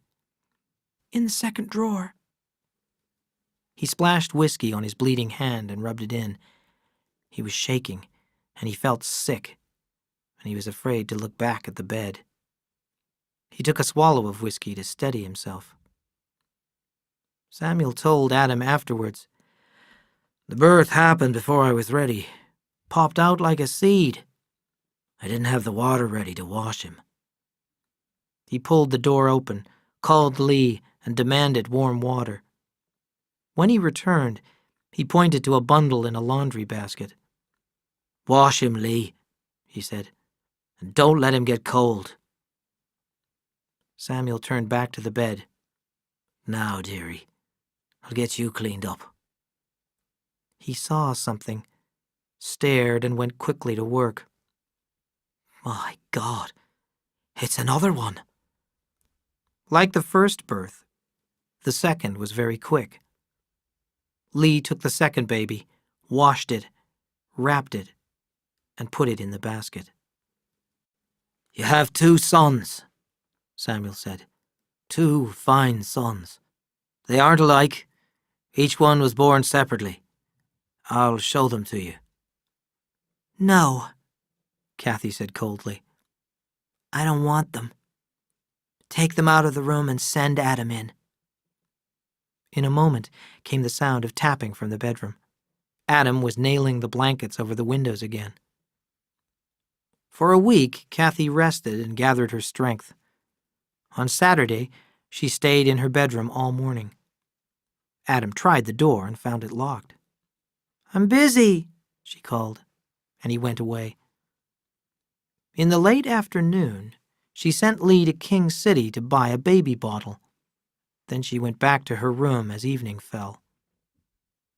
At 7:30, Adam knocked. "I've got you some supper, dear," he said. The door opened as if she had been standing waiting. She was dressed in her neat traveling dress, with a jacket and big black buttons. On her head was a wide black hat. Adam's mouth dropped open. She gave him no chance to speak. "I'm going away now." "Kathy, what do you mean?" "I told you before. I'm going." "The babies!" "Throw them in one of your wells." He cried in alarm. "Kathy, you're sick! You can't go! Not from me!" "I can do anything to you. You're a fool." He heard the word through his confusion. Without warning, his hands reached for her shoulders and pushed her backwards. As she lost her balance, he took the key from inside of the door, shut the door, and locked it. He stood breathing heavily with his ear close to the door, and a sickness poisoned him. A drawer opened, and a thought leaped in him. She's going to stay. He jumped as her voice came through the door. "Dear, I didn't know you would feel that way. I'm sorry, Adam." His hand trembled, trying to turn the key, and it fell out on the floor after he had turned it. He pushed the door open. She stood 3 feet away. In her right hand she held his gun, and it was pointed at him. He took a step toward her, and he saw it was ready to fire. She shot him. The heavy bullet struck him in the shoulder and tore out a piece of bone, and he fell to the floor. She moved slowly toward him, cautiously, as if he were a wounded animal. He stared up into her eyes, which inspected him without interest. She threw the gun on the floor beside him and walked out of the house. He heard her steps on the dry oak leaves on the path, and then he could hear her no more. But he could hear the cry of the twins, wanting their dinner. He had forgotten to feed them. Horace Quinn was the new deputy sheriff assigned to look after things around King City.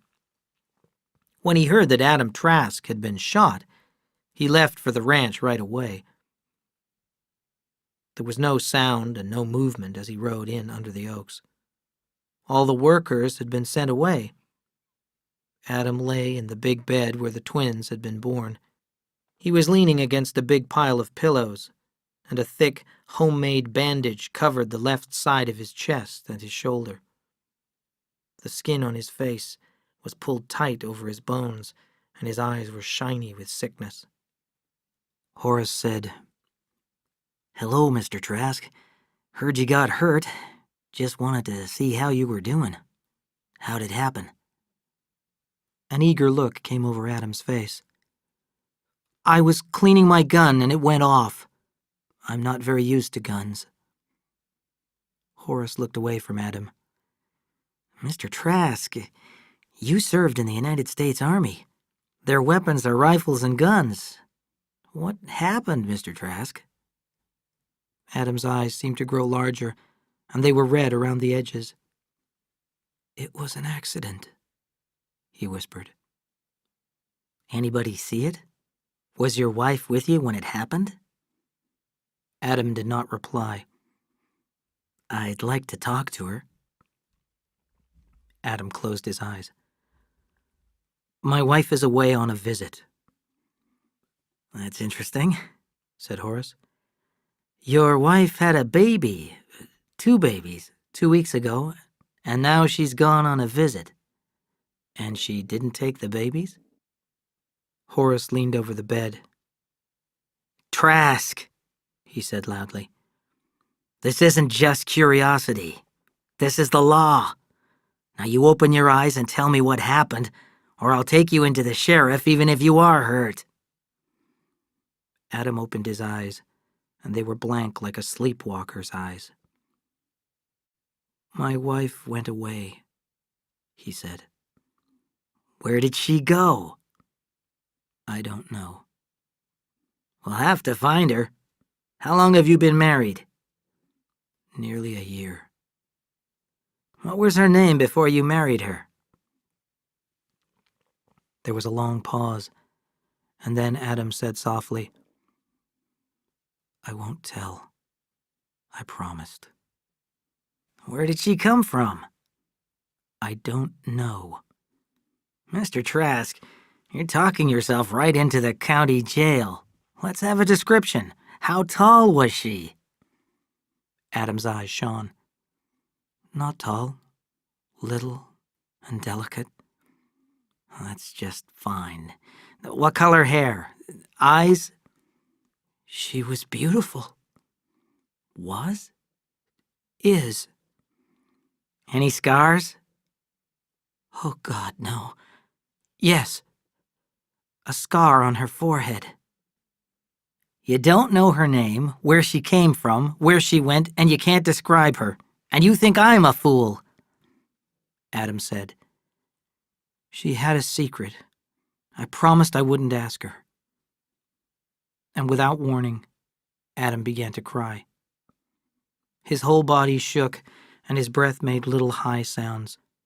It was hopeless crying. Horace went into the other room, feeling miserable. He did not know what to think. He wondered if Adam Trask was crazy, and had he killed his wife. The next morning, Horace went to the sheriff's office in Salinas. Well, sir, he said, I had to come up and get your advice. And he told his story in great detail. The sheriff listened with his eyes closed and made no comment. Well, there I was, Horace continued. I couldn't find out what happened. I couldn't even find out what the woman looked like. I went to see Sam Hamilton. The sheriff opened his eyes. Did Sam give you a description? He asked. He did, and his wife did. She went over to help at the Trask place after the birth. Horace took out a piece of paper from his pocket and read a detailed description of Kathy. Got any ideas? Well, yes. Over across the tracks down by Chinatown, there's a row of whorehouses. I know. There's a woman called Fay who opened a nice, quiet place about 3 months ago. She sent me a note Sunday night. She's got a new girl, and she doesn't know what to think of her. What puzzles Fay is that she looks like a runaway girl, except she knows all the answers and all the tricks. I went down there and looked her over, and I can't find a thing wrong with her. She's old enough, and nobody's made a complaint. So what do we do about it? You're pretty sure it's Mrs. Trask? The sheriff said. Wide apart blue eyes, yellow hair, and a scar on her forehead, and she came in Sunday afternoon. Adam's tearful face was in Horace's mind. Sheriff, you have to get somebody else to tell him. I can't do it. The sheriff stared into space. You say he didn't even know her name, where she came from. She really fooled him, didn't she? That poor bastard, Horace said. He's in love with her. You listen to me, Horace. There are only 3 people in the world that know, her and you and me. I'm going to warn her that if she ever tells, I'll run her out of the county. And Horace, before you tell anybody, even your wife, you think about those little boys finding out their mother is a whore. Adam sat in his chair under the big oak tree. His left arm was expertly bandaged so that he could not move his shoulder. Lee came out carrying the basket. He set it on the ground beside Adam and went back inside. The twins were awake, and they both looked up seriously at the wind-moved leaves of the oak tree. Adam did not hear Samuel's horse until it was almost in front of him. Samuel sat down quietly and waited. I thought I'd better get back to the wells, he said softly. No, Adam said. I don't want any wells. I'll pay you for what you did. Let me give you some advice, Adam, said Samuel. Act out being alive like a play, and after a while, a long while, it'll be true. Why should I? Adam asked. Samuel was looking at the twins. For them. They're going to grow. Adam did not answer, and Samuel stood up. I'll be back, he said. I'll be back again and again. Behind the barn, Lee held his horse while Sam got on. There goes your bookstore, Lee, he said. Oh well, said the Chinese. Maybe I didn't want it much anyway. Chapter 6. Killing with Kindness. The girl, Kate, puzzled Fay. She was so young and pretty, so ladylike, so well-educated. I hope you don't mind me asking, dear, Fay said, but why did you come here? You could get a husband and a corner house in town, no trouble. Kate smiled shyly. It's so hard to explain. I hope you won't insist on knowing. I'm sorry, I can't talk about it. Fay was a nice woman, not very bright, highly moral, and easily shocked. People trusted her, and she trusted everyone. She ran a fine house, as the sheriff knew. Fay soon became a solid and desirable citizen of the growing town of Salinas. Kate went to work right away, and she soon had her own group of regular customers. There were 2 questions Fay asked about every new girl. First, will she work? And second, will the other girls like her? Fay didn't have long to wonder about the second question. Kate worked hard at being pleasant to the other girls. She helped them keep their rooms clean. She served them when they were sick, listened to their troubles, answered them in matters of love, and, as soon as she had some, loaned them money. She became best friend to everyone in the house. Fay realized she had a jewel. People who don't know think it is easy to run a whorehouse. Just sit in a big chair and drink beer and take half the money the girls make, they think. But it is not like that at all. You have to feed the girls, that's groceries and a cook, and send out the laundry. And you have to keep the girls well and as happy as possible. It isn't so easy. When Kate offered to help with the shopping and planning of meals, Fay was pleased. Well, not only did the food improve, but the grocery bills came down 1/3 the first month Kate took over. Fay did not know how she ever managed without Kate. The girls began to realize there were 2 bosses, not one, and they were glad because Kate was so friendly. And they all said, "You watch, she'll own this house one day." Gradually, a perfectly natural thing happened.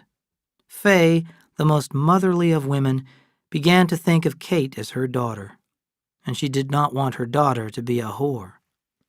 After about a year had passed, she said, "Kate, I don't like you working here." "Why not?" Fay shook her head, trying to find words. "I just don't like it. You're like a daughter to me, and I don't like my daughter working." "Don't be silly, darling," said Kate. "I have to. Here or somewhere else. I told you. I have to have the money." "No, you don't," said Fay. "You could manage the house. I could give you as much as you make and more. You could take care of things for me and not go upstairs. I'm not always well, you know." "I know you're not," said Kate. She shook her head sadly. "I'd like to do what you want, but you need your little reserve. No, I must go on working." "I don't want you to work." "I have to, Mother." The word did it. Fay burst into tears. and Kate sat on the arm of her chair and wiped her streaming eyes. Soon she was calm again. "Now you're all right," Kate said. "I'll go and get dressed." "Kate, when you finish work, you tap on my door," said Fay. "I'll have a little surprise for you." Kate kissed her. "What a dear you are, Mother." That night, the hall was dark, but a line of light showed under Fay's door. Kate knocked softly and went in. On the table, with candles around it, was a big white cake and a basket with a large bottle of champagne lying on crushed ice. Fay wore her best dress, and her eyes were shiny with emotion. "Come in," Fay said. "I have a present for my dear daughter. Now, Kate, you open the bottle and pour 2 glasses." When everything was ready, Fay raised her glass. "To my daughter, may you have long life and happiness." And when they had drunk, Kate replied, "To my mother." "You'll make me cry. Don't make me cry," said Fay. She pushed a polished wooden box toward Kate. "Open it. It's my gift to you." In the box lay a rolled white paper tied with a red ribbon. Fay had written, "I leave everything I own, without exception, to Kate Albee, because I regard her as my daughter." Kate read it 3 times, looked back at the date, and studied the signature. She looked deep into Fay's eyes. "I'm trying not to cry, Mother. I didn't know anyone could be so good." They sat in the warmth for a long time before Fay moved. "Kate," she said, "we're forgetting. It's a party. We've forgotten the champagne. Pour it, child." Kate said nervously, "Do we need it, Mother? I never have drunk much. It's not good for me." "Nonsense. Pour it, darling." Kate filled the glasses. "Now drink it. I won't touch mine until yours is empty." She held her glass until Kate had emptied hers, then drank it. "Now another glass. There. You see how good it is?" Kate's body screamed against the wine. She remembered, and she was afraid. But it was too late. The change came to her almost immediately after the second glass. All her barriers and defenses were gone, and she did not care. Her voice became cold, and her eyes grew watchful. "I'll bet you can't drink 2 without stopping." "Don't bet me, Kate. You'd lose. I can drink 6 without stopping. I'll do it if you will." The contest started, and a pool of wine spread over the tabletop, and the level went down in the bottle. Fay laughed. "Oh, we're going to have such a good life. Why don't we sell the house and go to Europe?" No. "What do you mean, no? It's my house. I can sell it." Did you forget? I'm your daughter. "I don't like your tone, Kate. What's the matter with you?" Kate laughed softly. "Mother dear, I'm going to show you how to run a whorehouse. We'll fix those nasty little worms who come in here looking for pleasure for $1. "What are you talking about?" asked Fay. "I want you to be sweet. I want you to be like you were." Well, it's too late. I didn't want to drink the wine, but you nasty fat worm, you made me. Do you think I'll give up working? Do you think my regular customers give me a mean little $1? No. They give me $10, and the price is going up all the time. They pay me to hurt them, and that's the way this whole house is going to be, and the price will be $20. Fay whispered. "I want you out of the house. I want you out. I run a good house without nastiness. I want you out." I can't go, Mother. I can't leave you alone, poor dear. Her voice became cold. Now I'm sick of you. Sick of you.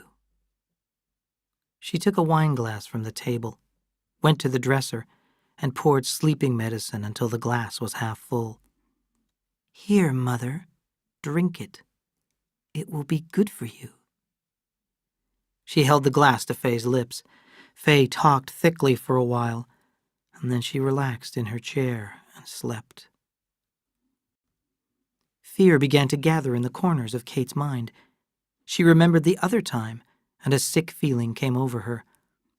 She dragged the sleeping woman over to the bed and undressed her. The day was coming fast. She opened a drawer and examined the medicine bottles that were there. She carried a bottle of ammonia to the bed, poured some onto a handkerchief, and, standing as far away as possible, held the cloth over Faye's nose and mouth.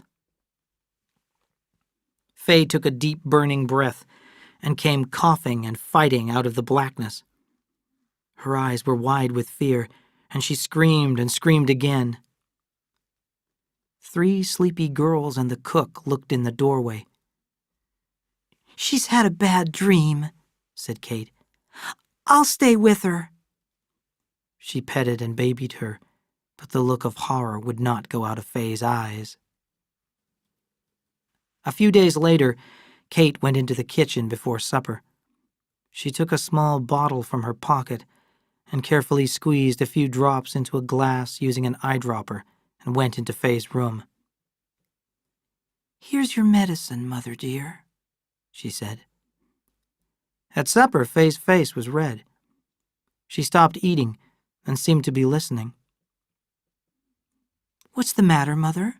Kate asked. Faye was still listening. I don't know, she said. Suddenly, I felt afraid, and my heart started pounding. Kate said, I don't like it. I wish you'd go see Dr. Wilde about it. The next day, Faye felt all right. I was just out of breath, she said. I'm getting too fat. Well, we're going to have some special food, said Kate. I've made some chicken soup for you, and we'll have a green bean salad, the way you like it, just oil and vinegar, and a cup of tea. In the kitchen, Kate poured the oil and vinegar onto the bean salad. Then she used the eyedropper to squeeze 2 drops of poison onto the beans. She went to her room and swallowed the contents of another small bottle and hurried back to the kitchen. I made the salad especially for you, said Kate. See if you like it. It's delicious, said Faye. It struck Kate first. Her forehead was covered with sweat as she bent over, crying in pain. Faye ran to the hallway, screaming for help. The girls and a few Sunday customers crowded into the room. Faye was wiping Kate's forehead with a towel when the pain struck her. Faye and Kate were pale and weak when Dr. Wilde arrived. He noticed the salad. What did you eat? Did you preserve these beans here? He demanded. Yes, said Ethel. The other girls and I all helped Kate, and the cook put them into jars. Go out and break every jar.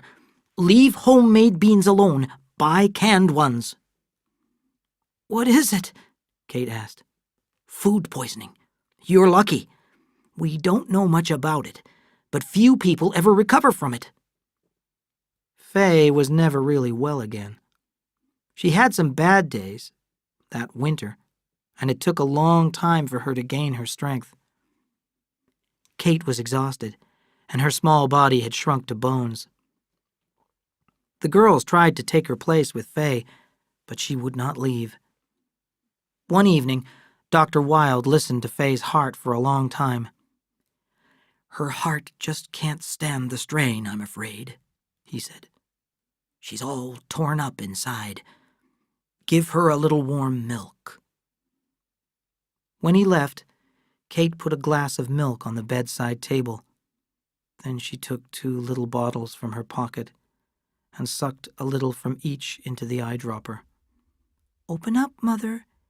This is a new kind of medicine. Now be brave, dear. This will taste bad." She squeezed the liquid onto Faye's tongue and held up her head so she could drink. "Now you rest, and I'll be back in a little while." When Kate first heard the news, they had to tie her down to keep her from hurting herself. From violence, she became depressed. It was a long time before she regained her health, and she forgot completely about the will. It was Ethel who finally remembered. Chapter 7. New Names, Old Names. On the Trask place, Adam withdrew into himself. A gray cloud hung over him that slowed his movements and his thoughts. He was aware of the twins because he heard them cry and laugh, but he felt only a slight dislike for them. To Adam, they were symbols of his loss.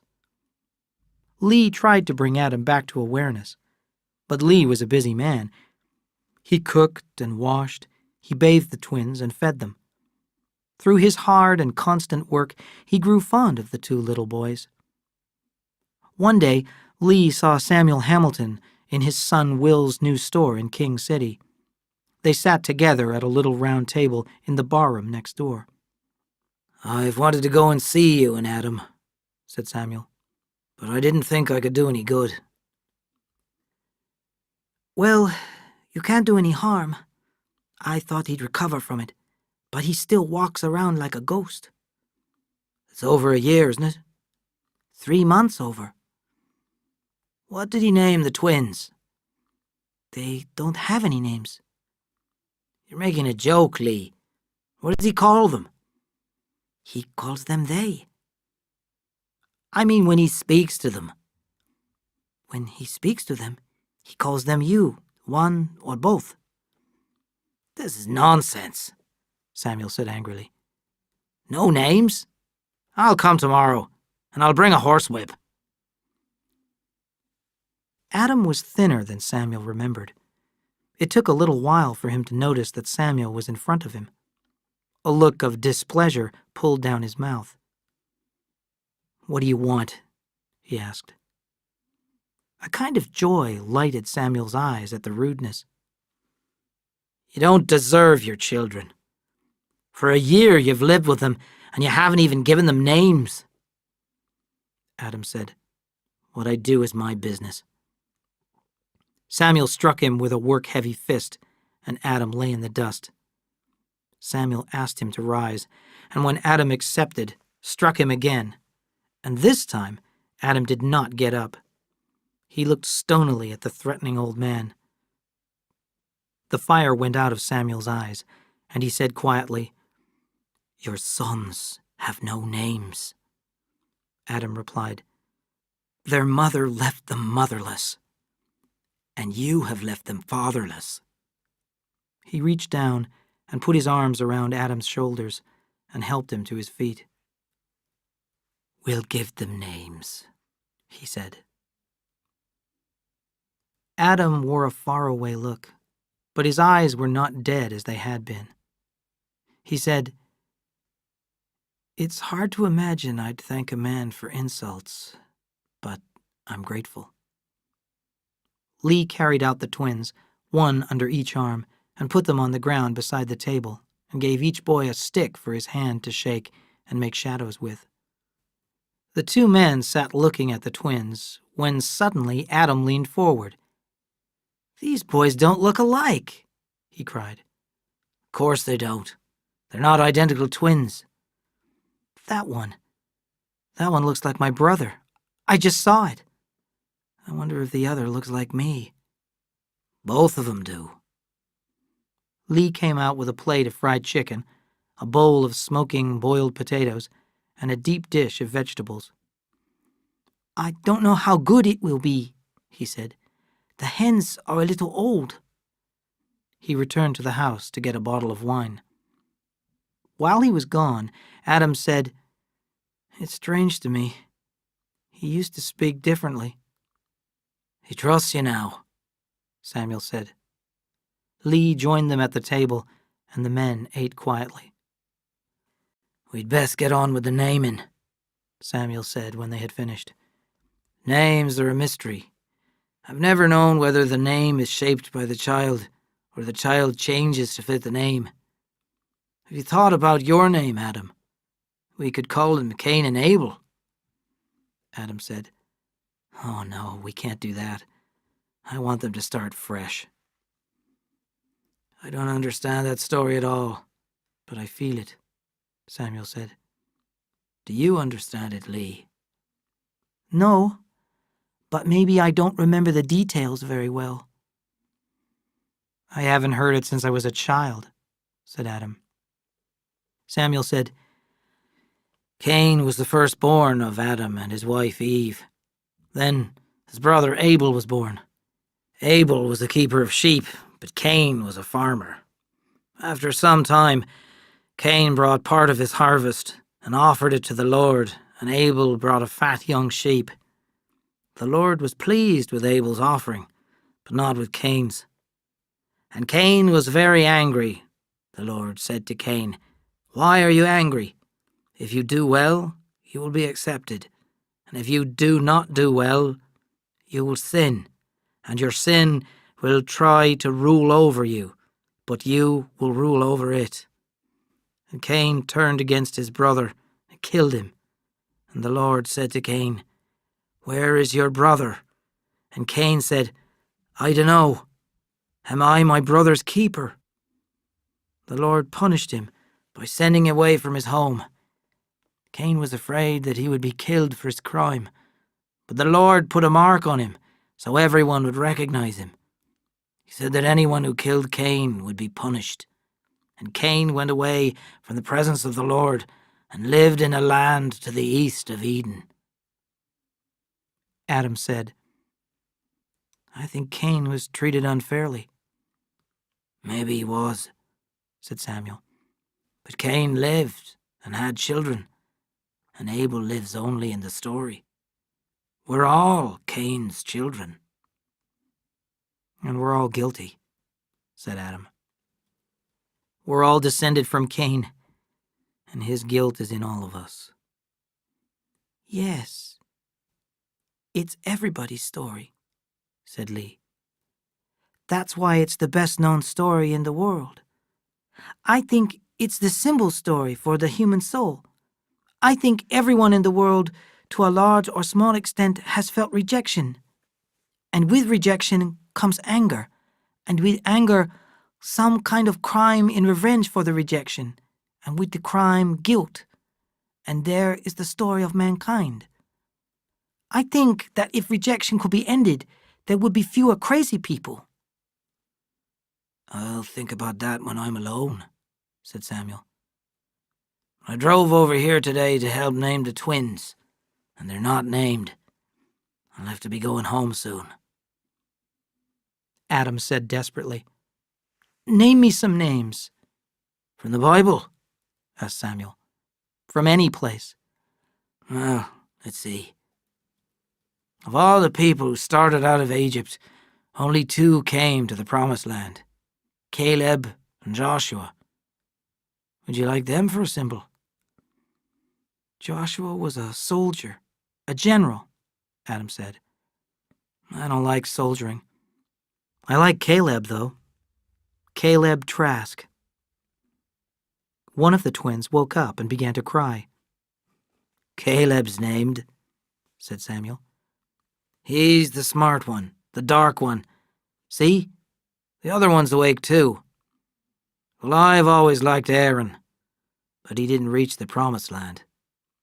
The second boy almost joyfully began to cry. He's Aaron, then, said Adam. Yesterday I couldn't tell them apart. Aaron and Caleb. I'm glad you came, Samuel. There's a weight off me. End of CD 2. Chapter 8. Goodbyes. The Hamiltons were strange, nervous people, and some of them were too sensitive, and they broke down. This happens often in the world. Of all his daughters, Una was Samuel's greatest joy. Even as a little girl, she hungered for learning. Una and her father shared a love of learning. Secret books were borrowed and read, and their secrets communicated privately. Una met and married a dark, serious man. He was one of those men who live in poverty so that they can learn. He studied photography. He believed that the exterior world could be transferred to paper, not in the ghost shadings of black and white, but in the colors the human eye sees.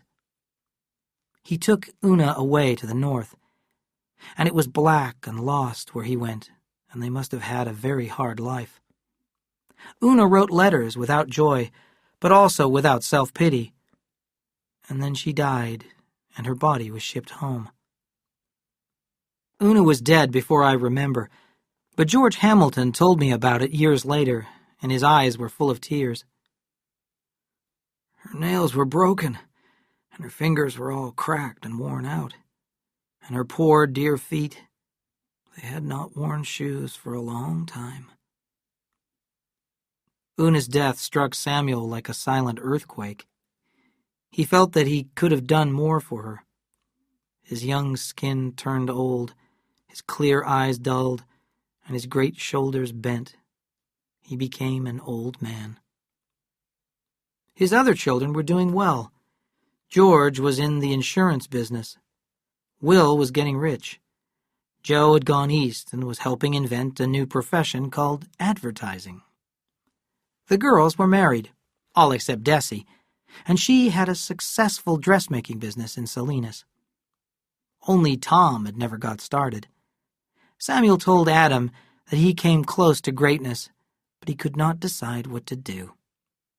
Sometimes Tom took me fishing. We started before the sun came up and drove the horse cart straight toward the mountains. I can't remember the sound of his voice or the kind of words he used. I can remember both about my grandfather, but when I think of Tom, it's a memory of a kind of warm silence. Maybe he didn't talk at all. On Thanksgiving of 1911, the Hamilton family gathered at the ranch. They arrived with presents and more food than even this family could eat. Their children filled up the place with noise. Liza ordered and organized, and Samuel stayed with the talk and the singing and the memories until suddenly he tired and he went to his bed. When the mother and father were gone, Will brought the whiskey in from the blacksmith shop, and the family had a meeting. There were Tom and Desi, George and his pretty Mamie, Molly and William J. Martin, Olive and Ernest Steinbeck, Will and his Deela. They all wanted to say the same thing, all 10 of them.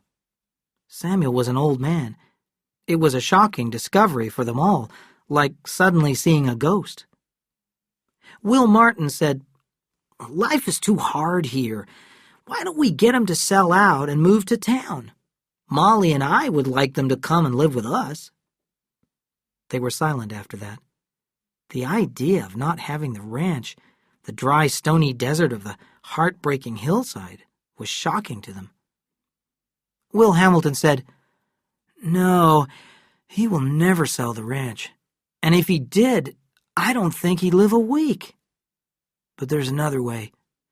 Maybe he could come for a visit. Tom, could you run the ranch?" "Oh, that's nothing," said Tom. "It's no trouble to run the ranch because the ranch doesn't run. Never has. But I can't talk to him about it. He'd know why we were doing it." George said, "We could write it in a letter, a kind of invitation. And when he got tired of one of us, he could go to another." And that is how they left it. Tom brought Olive's letter from King City and gave it to Samuel. Samuel went into the kitchen where Liza was cooking, then came back outside where Tom was waiting.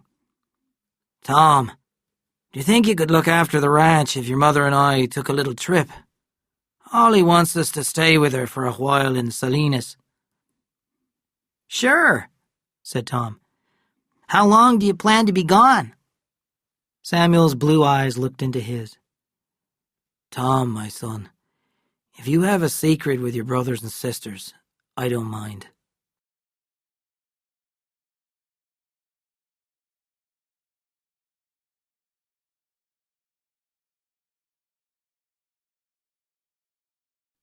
Having made up his mind, Samuel made formal calls on all his neighbors, the old-timers who remembered how it used to be. And when he drove away, they knew they would not see him again, although he did not say it. He saved his visit to the Trask place for last. He had not been there for months. Adam was not a young man now. The boys were 11 years old. How is Adam? Samuel asked. He's all right, Lee said, but he hasn't changed much. And how are the boys?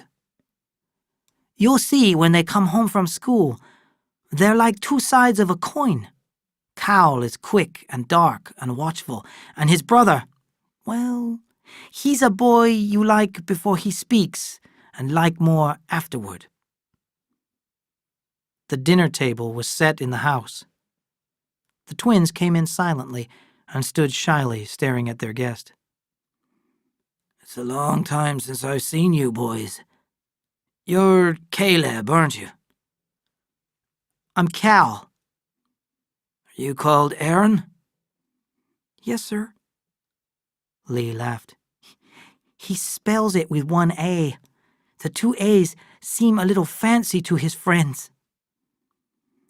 I've got 35 Belgian rabbits, sir, Aaron said. Would you like to see them?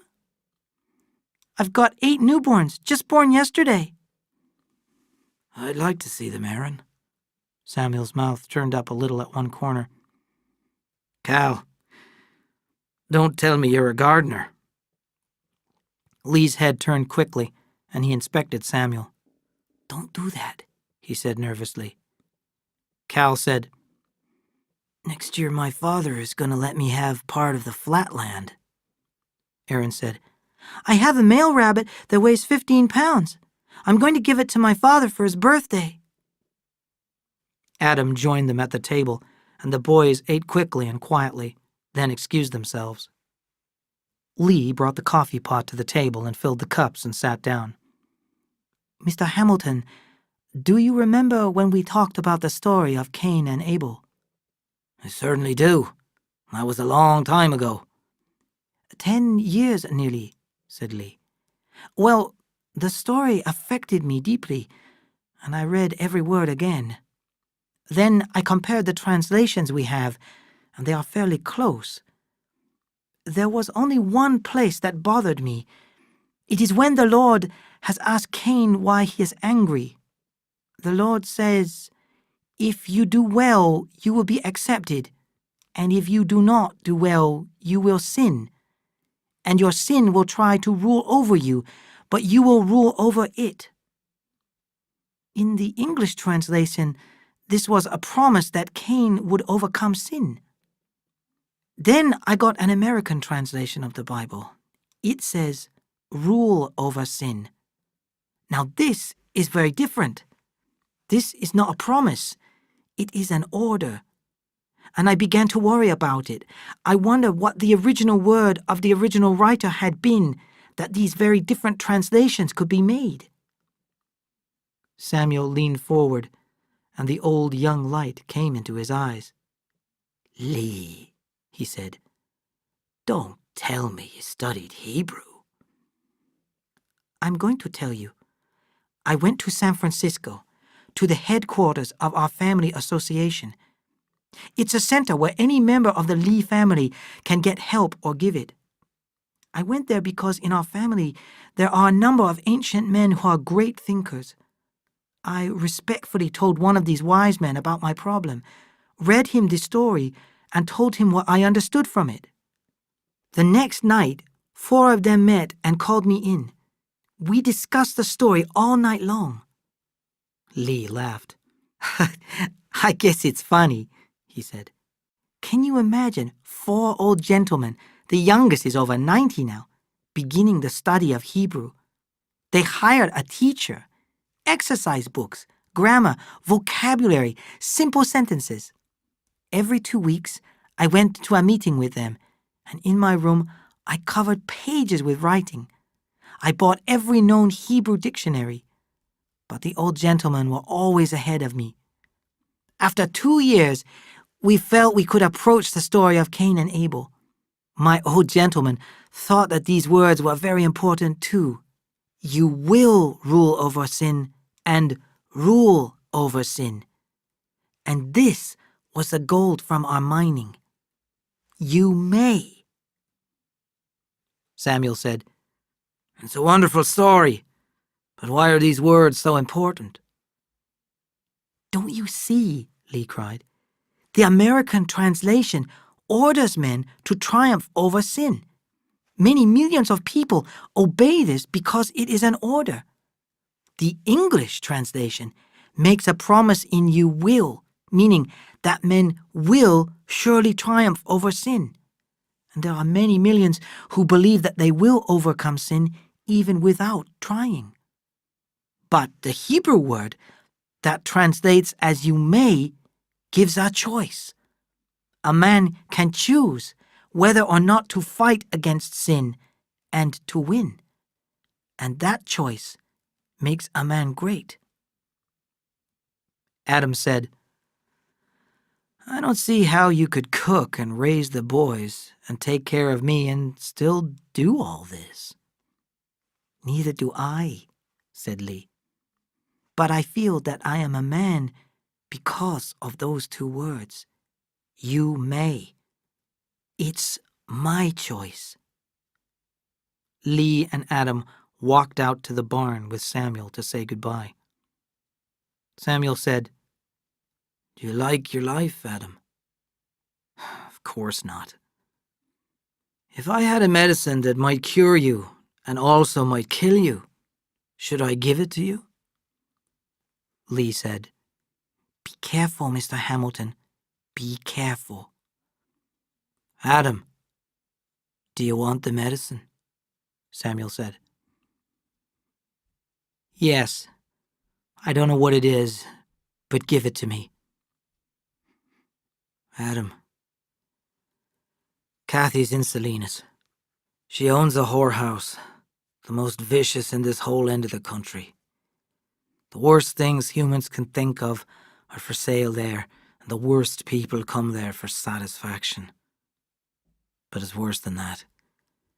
Kathy, and she's now called Kate, takes the fresh and the young and the beautiful and damages them so that they can never be healthy again. Now there's your medicine. Let's see what it does to you." "You're a liar," Adam said. "No, Adam. "I'm many things, but I am not a liar." "Lee, is this true?" "Yes, it's true." Adam stood for a moment, and then he turned and ran.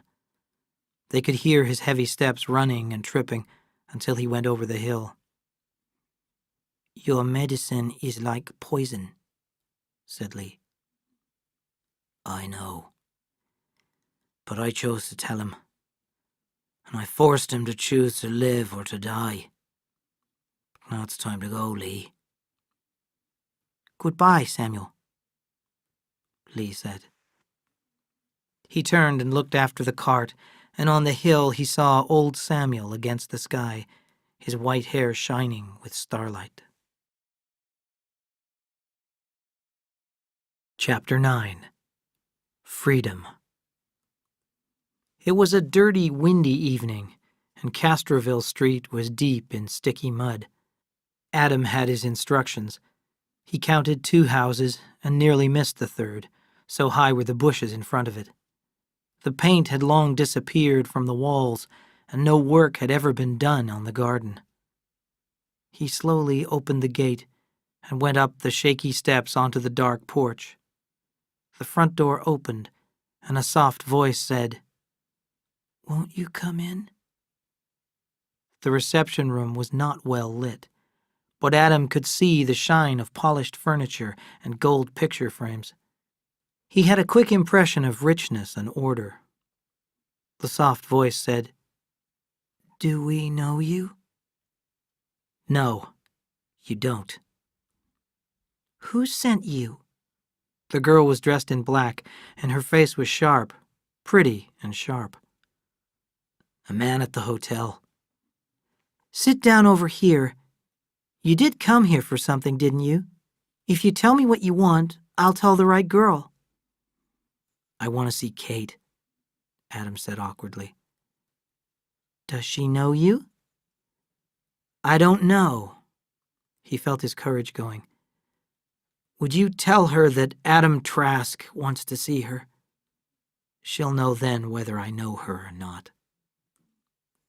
I see. Well, I'll tell her. She moved silently to a door on the right and went in. Kate sat in a chair behind a desk in her room. She was still pretty and blonde. Her mouth was little and firm, but her cheeks and shoulders had become round. Only her hands had aged, and they were lean and spotted with brown. Her waist was narrow, but her legs and feet had thickened.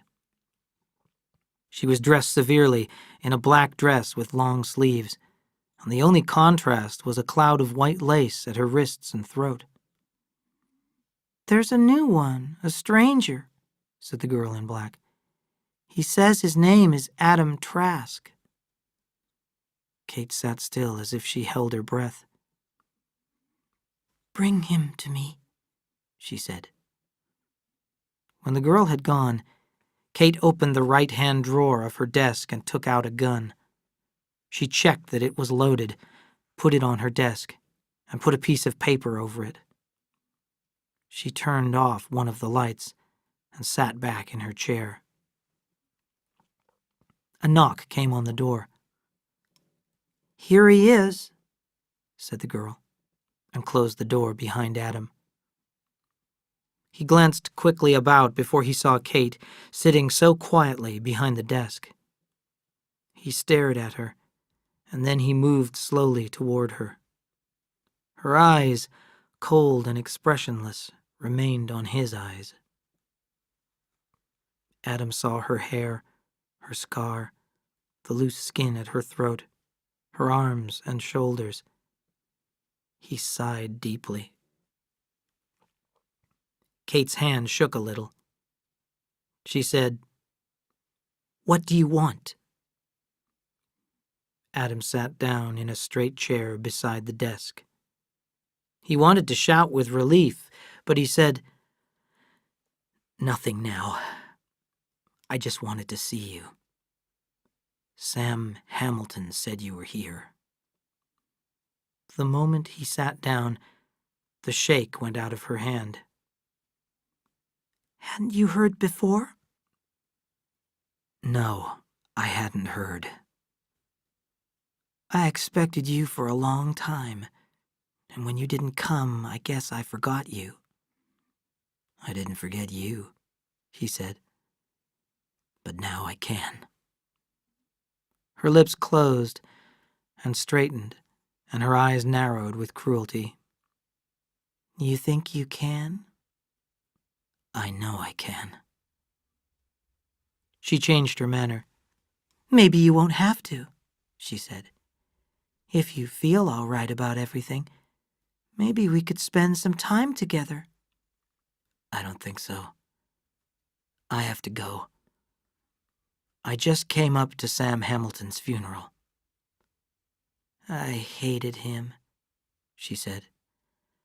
I would have killed him if I could. Why? He was a good man. He pretended to be good, but he was a liar. That's what I hate. The liars. And they're all liars. Adam's eyebrows went up. Do you mean that in the whole world there's only evil and madness? That's exactly what I mean. Would you like me to prove it? She took a pile of brown envelopes from her desk drawer. Take a look at these, she said. I don't want to. I'll show you anyway. She took out a photograph. Look there. That's a state senator. Look at his fat stomach. He likes whips. Look at the expression on his face. He's got a wife and 4 kids. Look at this. This piece of white fat is a councilman. This big red Swede has a ranch out near Blanco. Oh, look here. This is a professor at Berkeley. I don't want to see these, said Adam. Well, you have seen them, and you don't believe it. I'll make you beg to get in here. She tried to force her will on him, but she saw that he was free. Her rage turned to poison. No one has ever escaped, she said softly. I have to go, said Adam. I don't understand. I know, but I can't believe. But no, it can't be a bad dream. No. Because I remember you are the mother of my sons. You haven't asked me about them.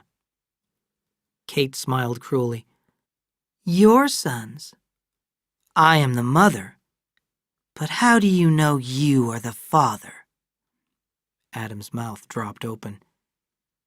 Kathy, what do you mean? My name is Kate, she said. Listen, my darling, and remember. How many times did I let you come near enough to me to have children? Once. You were hurt, he said. You were terribly hurt. She smiled at him sweetly. I wasn't too hurt for your brother. My brother? Charles? You are a devil. I don't believe it. But it wouldn't matter, even if it were true.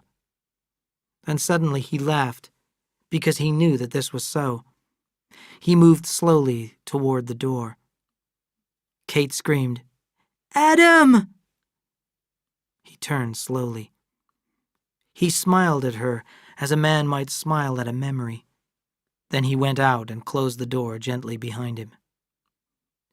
Kate sat staring at the door. Her eyes were desperate. Samuel's funeral and the talk with Kate should have made Adam sad and bitter, but they did not. He felt young and free as he got off the train in King City. On his drive back to the ranch, he saw things he had not noticed for years. He saw the wild flowers in the heavy grass, and he saw the red cows against the hillsides, moving up the paths and eating as they went. Suddenly he found himself saying aloud, I'm free. I'm free. She's gone out of me. Lee came out of the house to meet Adam. How was the funeral? Lots of people, Adam said. He had lots of friends. Everything all right here? He noticed that Lee was staring at him. Put the horse away, Lee, and then come in and make some tea. I want to talk to you. Adam stirred his tea and watched the sugar disappear. He said, I went down to see her. I thought you might, said Lee. I don't know how a human man could have waited so long.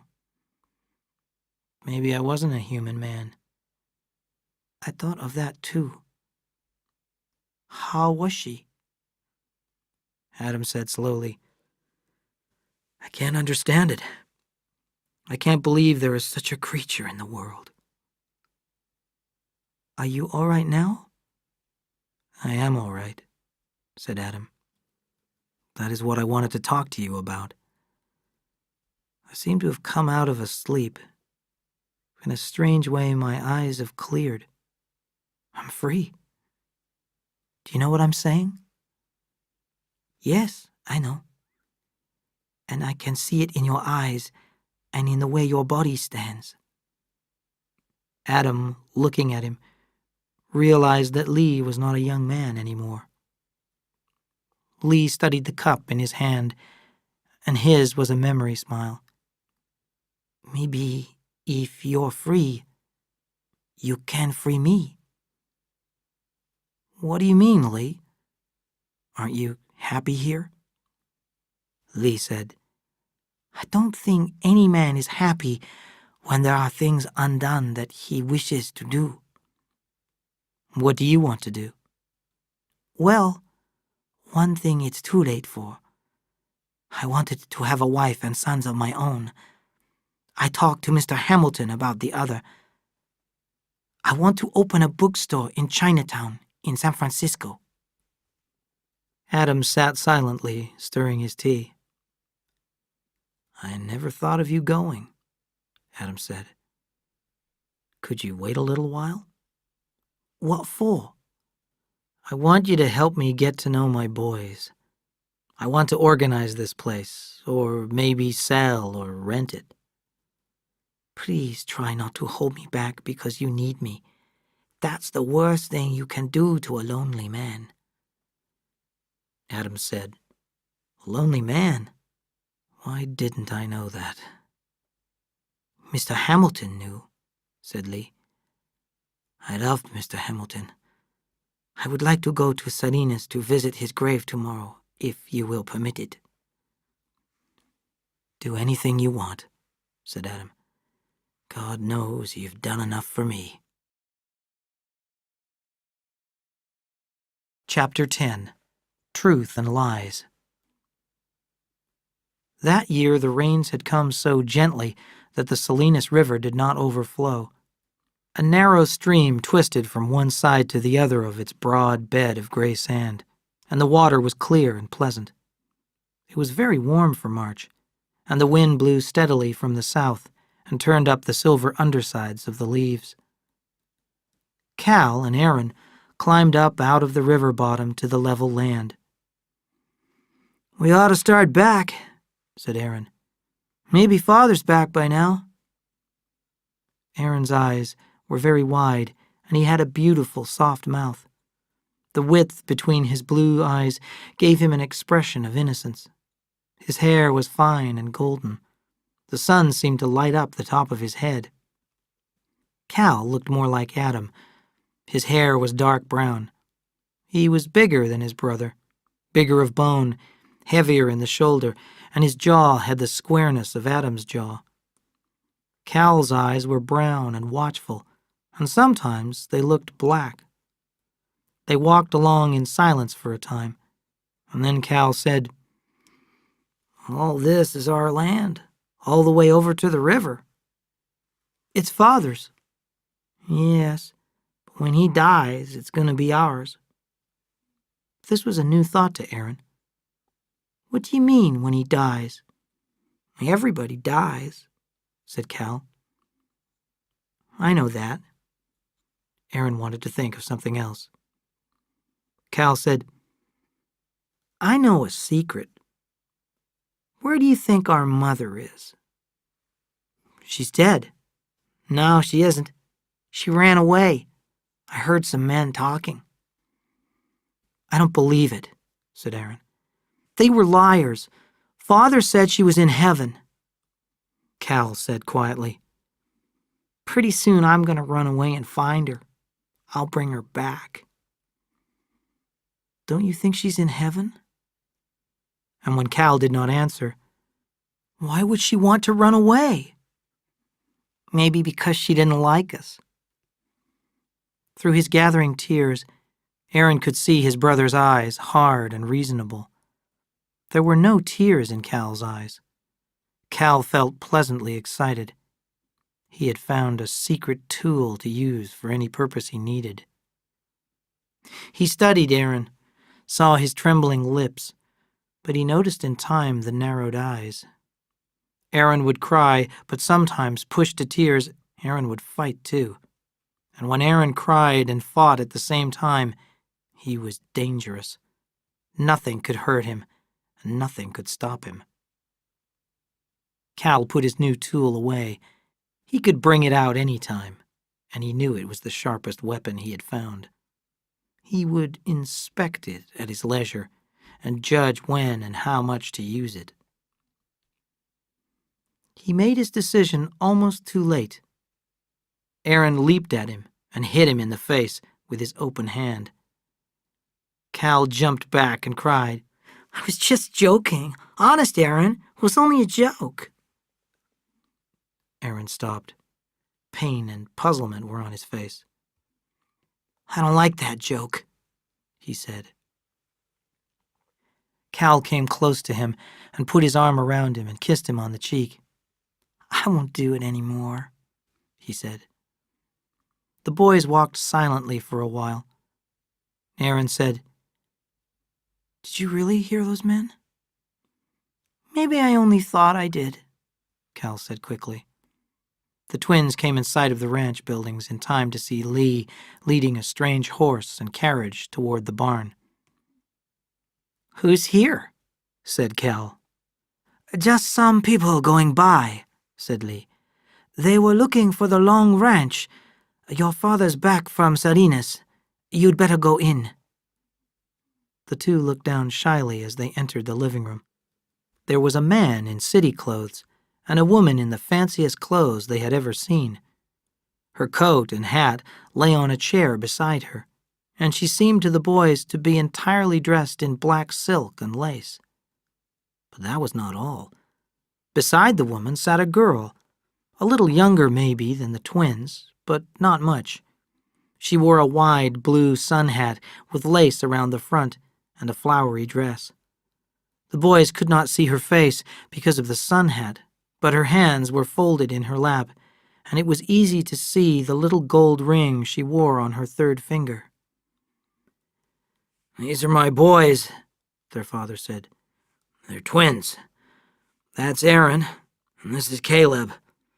Boys, shake hands with our guests, Mr. and Mrs. Bacon and their daughter Abra. Aaron shyly held out his hand to the little girl with the hidden face, but nothing happened. Her hand was held out, but it did not move towards his. There was a long silence.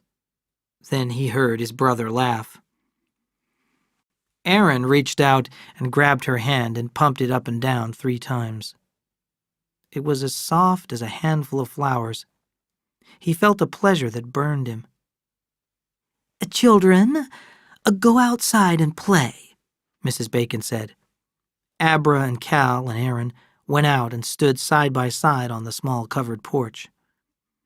Cal demanded, How old are you? 10, almost 11. Huh, said Cal. We're 11, almost 12. Abra pushed her sun hat back. She was pretty, with long dark hair. One day her nose would be sweet and turned up, where now it was still like a button. But 2 features would be with her always. Her chin was firm, and her mouth was as sweet as a flower, very wide and pink. Her green eyes were intelligent and completely fearless. You can come here and play if you like, said Cal boldly. I live in Salinas, Abra said, in such a tone that they knew they were dealing with a superior being who had no time for rural pleasures. Abra saw that she had crushed them, and while she knew the weaknesses of men, she still liked them, and besides, she was a lady.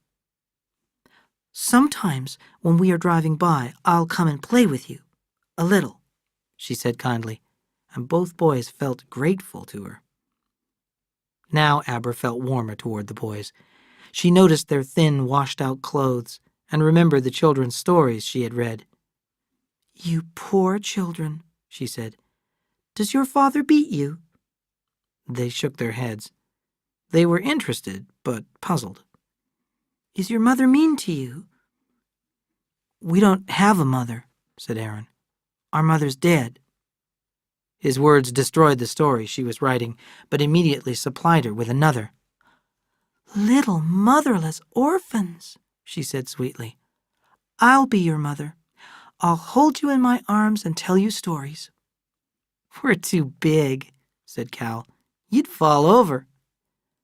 Abra turned away from his cruelty. Aaron, she saw, was entering into her story, and he seemed to be imagining that he was in her arms. Abra looked at his sunny hair and at his eyes that seemed so near to tears, and she felt the beginning of love. She put her hand on his arm and felt him shiver. "Tell me," she said pleasantly, "where is your mother buried? You could put flowers on her grave." "We don't know," said Aaron. Cal's eyes shone with a new interest. "I'll ask our father where it is so we can take flowers," he said. He was already planning his revenge on Aaron because Abra liked his brother better. At that moment, Lee came out leading the Bacon's horse and carriage. Mrs. Bacon called, "Hurry, Abra, we're going." Lee and Adam and the twins watched them until they were out of sight. At the supper table, the boys discovered the change in their father. The boys had never learnt to tell him of their interests or discoveries or of their needs. They were surprised and a little embarrassed to find that Adam listened to them and asked questions. "What did you think of Abra?" Adam asked. "Is she a nice little girl?" "Oh, yes," said Aaron. "She's good and nice. I wanted to marry her." "You did? What about you, Cal?" "I guess I'll let Aaron have her." Adam laughed, and the boys could not recall ever having heard him laugh. "She's a real nice girl," said Cal. "She said to ask you where our mother's grave is so we can take some flowers." Adam's mind raced. He was not good at lying. "I wish we could do that, but I have to tell you, she's buried on the other side of the country, where she came from." Cal was disappointed by this answer, but he was not sure why. Adam quickly changed the subject. "Mr. Bacon made a suggestion this afternoon," he began. "He said it would be better for you if we moved to Salinas, where there would be lots of other children to play with." The thought shocked the twins. Cal asked, "How about here?" "Well, we'd keep the ranch in case we want to come back," said Adam. Aaron said, "Abra lives in Salinas." That was enough for him. After the boys had gone to bed, Adam said, "Do they know anything?" "I don't know," said Lee. "I wish there were some way you could tell them the truth." "That would rob them of the good thoughts about their mother, Lee." "But there's another danger. What will we do if they find out the truth? A lot of people know, but that's not the worst danger." "What do you mean?" asked Adam. "It's the lie I'm thinking of," said Lee. "If they ever found out you lied to them about this, they wouldn't believe anything you'd ever said or done." "I'll think about what to tell them," said Adam. "Lee, if I wanted to take a trip east, would you stay with the twins until I get back? I'd like to see my brother Charles." "Why don't you write and ask him to come out here?" "That's a good idea, Lee. I didn't think of it. How long does it take a letter to go east?" "I don't know," said Lee. 2 weeks, maybe?" Chapter 11. Bad News, Good News. After his first letter to his brother in over 10 years was mailed, Adam became impatient for an answer. When it finally came, the left-hand corner of the envelope had printed on it Bellows and Harvey, attorneys at law, and their address was Adam's hometown in Connecticut. He read the letter very slowly, then took a deep, full breath and released it slowly. "My brother Charles is dead," he said. "I'm sorry," said Lee. Cal said, "Is he our uncle?" "He was your Uncle Charles." "I wish I knew him before he was dead," said Aaron a little sadly. "Was he nice?"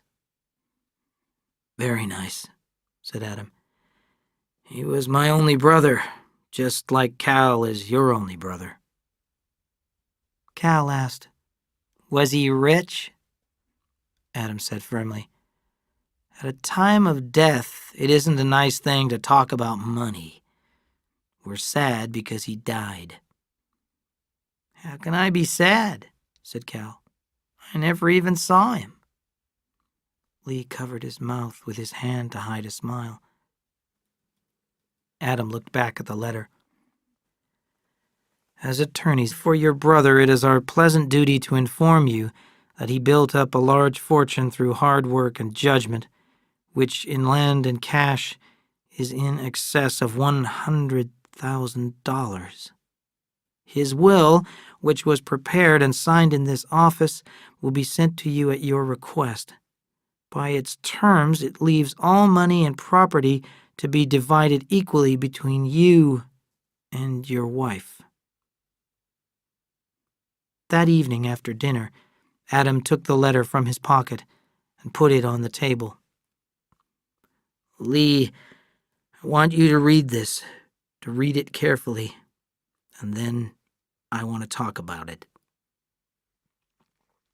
Lee read the letter slowly, then half closed his eyes.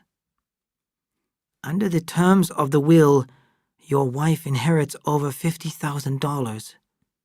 That's a lot of money. Quite a lot of good or evil could be done with it. Would your brother, if he knew where she is and what she is doing, want her to have the money?" "My brother would not want that," said Adam, and then he remembered the girls upstairs in the hotel and Charles's regular visits. "Well, consider this," said Lee. "She couldn't claim the money without your help, but maybe she'd do something good with it." Adam shivered as he thought of the brown envelopes in Kate's desk. "No, she wouldn't," he said. "She said she could destroy the reputations of many men in Salinas. I don't know what to do. I'll have to give it a lot of thought." "You don't have any choice, do you?" said Lee. "You'll do what you were taught to do when you were young. You'll give your wife the money because it's the right thing to do, and the fact that she's a whore in Salinas won't change a thing." Adam got to his feet. His face was angry. "You are disrespectful now that you've decided to go away," he cried. "I haven't decided what to do about the money." Lee shook his head and went out. Cal crept quietly down the dark hall and into the bedroom where his brother was sleeping. He wished with all his heart that he had not stood listening at the hall door.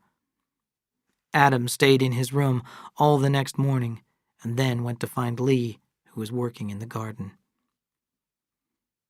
"I guess I was stupid," he said. Lee leaned on his shovel and regarded him quietly. "When are you going?" he asked. "I thought I would catch the 2:40 train. Then I can get the 8 o'clock back." It was 4:15 when Adam climbed the crooked steps and knocked on the weather-beaten door of Kate's place. Kate sat at the end of the dining room table with an account book open before her. Her dress was severe, and she rolled a yellow pencil restlessly in her fingers. She looked coldly at Adam as he stood in the doorway. "What do you want now?" she asked. Adam did not reply. He walked to the table and laid the letter in front of her. Kate read the letter quickly. "What do you want me to do about it?" Adam pointed to the address on the letter. "Why don't you write down the address and get in touch with them yourself?" "What have you told them about me?" "Nothing," said Adam. "I wrote to Charles and said you were living in another town, nothing more. He was dead when the letter got there. The letter went to the lawyers." "You can't say we've been divorced. We haven't been." "I don't intend to." "Give me $45,000 in cash and you can keep the rest." "No." "What do you mean, no? You can't bargain. I'm not bargaining. You have the letter and you can do what you want. Adam, you're a fool. If you'd kept your mouth shut, nobody would ever have known I was alive. I know that. You know it? Did you think I'd be afraid to claim the money? Adam said patiently, I don't care what you do. She smiled coldly at him. You don't, huh?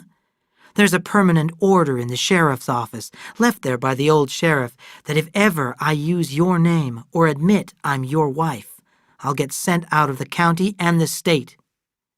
Aren't you tempted to get me sent away and take all the money? I brought you the letter, Adam said. And I want to know why, she said. I don't know what the trick is, but I'm going to find out. I'm not interested in what you think or what you think of me, said Adam. Charles left you the money in his will, and he wanted you to have it. It isn't mine. I'll find the trick. I'll find it, Adam said. I guess you can't understand it. There are so many things I don't understand. I don't understand how you could shoot me and abandon our sons. I don't understand how you or anyone else could live like this. He stood up and walked toward the door. You're changed, Mr. Mouse, she called after him. Have you got a woman at last? Adam stopped and turned, and his eyes were thoughtful. I just said I didn't understand you, he said slowly. Just now it came to me what you don't understand. You know about the ugliness in people. You showed me the pictures, but you don't know the rest. Adam went on, astonished at his own thoughts. You don't believe I brought you the letter because I don't want your money. You don't believe I loved you. Kate laughed loudly at him. What a sweet dreamer is Mr. Mouse. Tell me how to live my life, Mr. Mouse. No, I won't, because I know there's a part of you missing. Some men can't see the color green, but they may never know they can't. I wonder if you ever feel that something invisible is all around you. It would be terrible if you knew it was there and couldn't see it or feel it.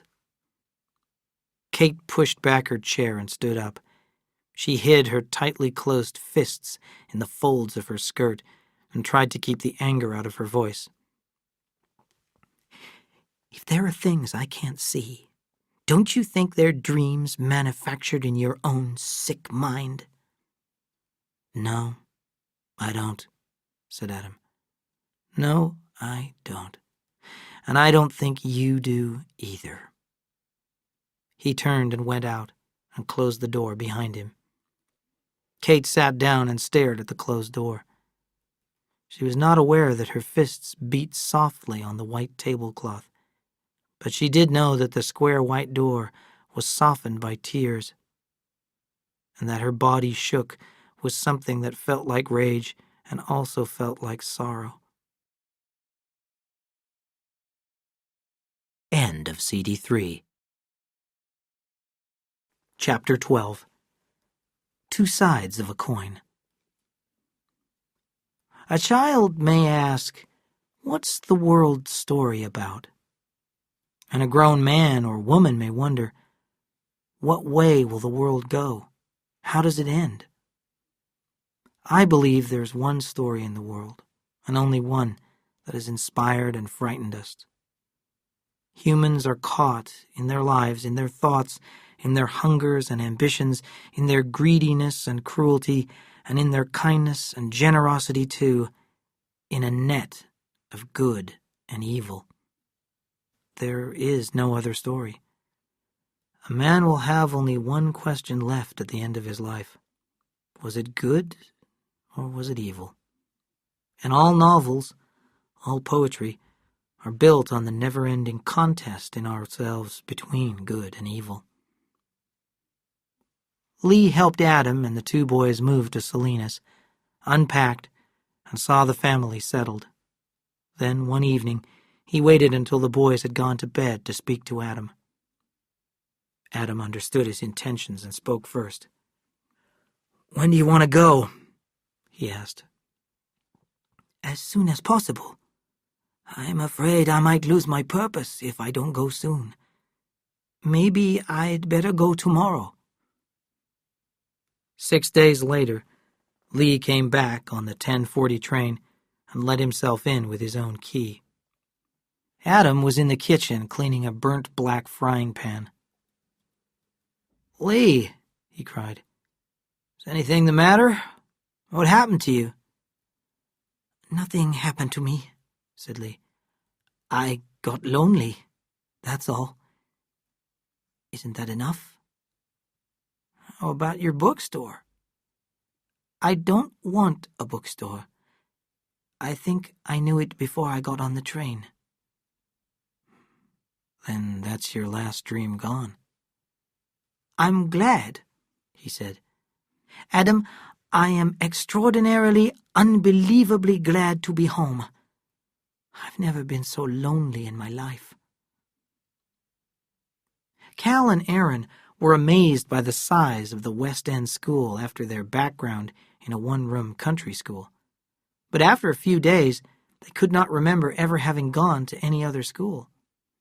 Everyone who saw the twins remarked on their difference from each other and seemed puzzled. Cal was growing up dark-skinned, dark-haired. He was quick and sure and secretive. Even though he may have tried, he could not hide his cleverness. No one liked Cal very much, but everyone feared and respected him. Although he had no friends, he took up a position of leadership in the schoolyard. Aaron was loved by all. He seemed shy and delicate. His pink and white skin, golden hair, and wide-apart blue eyes caught attention. In the schoolyard, his prettiness caused some difficulty until the boys discovered that he was a completely fearless fighter, particularly when crying. On the first day of school, Aaron followed Abra to the white gate of her yard. "What do you want?" she said. "I guess it will be a long time before we can get married," Aaron said. "Not so long," Abra said. Aaron followed her as she walked to the end of the street and turned into a field. On the edge of the field stood a tree with long, thin branches that hung down nearly to the ground. Abra parted the branches like a curtain and went into the house of leaves. You could see out through the leaves, but inside it was warm and safe. "We'll have a house together sometime," said Aaron, "but that will be a long time." "Don't worry about long times," said Abra. "This is a kind of house. We can play like we live here while we're waiting. And you will be my husband, and you can call me wife. It'll be like practicing." Aaron said suddenly, "While we're practicing, maybe we could do something else." "What?" "Maybe we could pretend like you're my mother." "That's easy," she said. She put a soft tone in her voice and said, "Come on, my baby. Put your head in Mother's lap. Come, my little son. Mother will hold you." She held his head, and without warning, Aaron began to cry and could not stop. Abra stroked his cheek and wiped the flowing tears away with the edge of her skirt until very slowly he stopped. Aaron sat up and said almost angrily, "I hardly ever cry unless I'm mad. I don't know why I cried." The sun was gone behind the tree.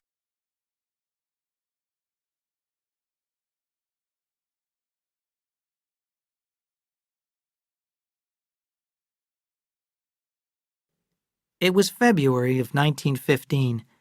The Trasks were comfortable in Salinas. Lee, after he had given up his dream of opening a bookstore, built a home for himself. He bought a bed and a desk and unpacked his books, put a soft carpet on the floor and pictures on the walls. He placed a big armchair under the best reading lamp he could find. Lee also spent Adam's money, and Adam gave him no opposition. A gas stove came into the house, and electric wires, and a telephone. He bought new carpets, a gas water heater, and a large icebox. In a short time, there was hardly a more comfortable house in Salinas. The new icebox fascinated Adam. He bought a textbook on refrigeration and began to study it. He visited the ice factory that made ice for the few houses in Salinas that had ice boxes and for the places that sold ice cream. The truth was that Adam needed work. He came out of his long sleep needing to do something.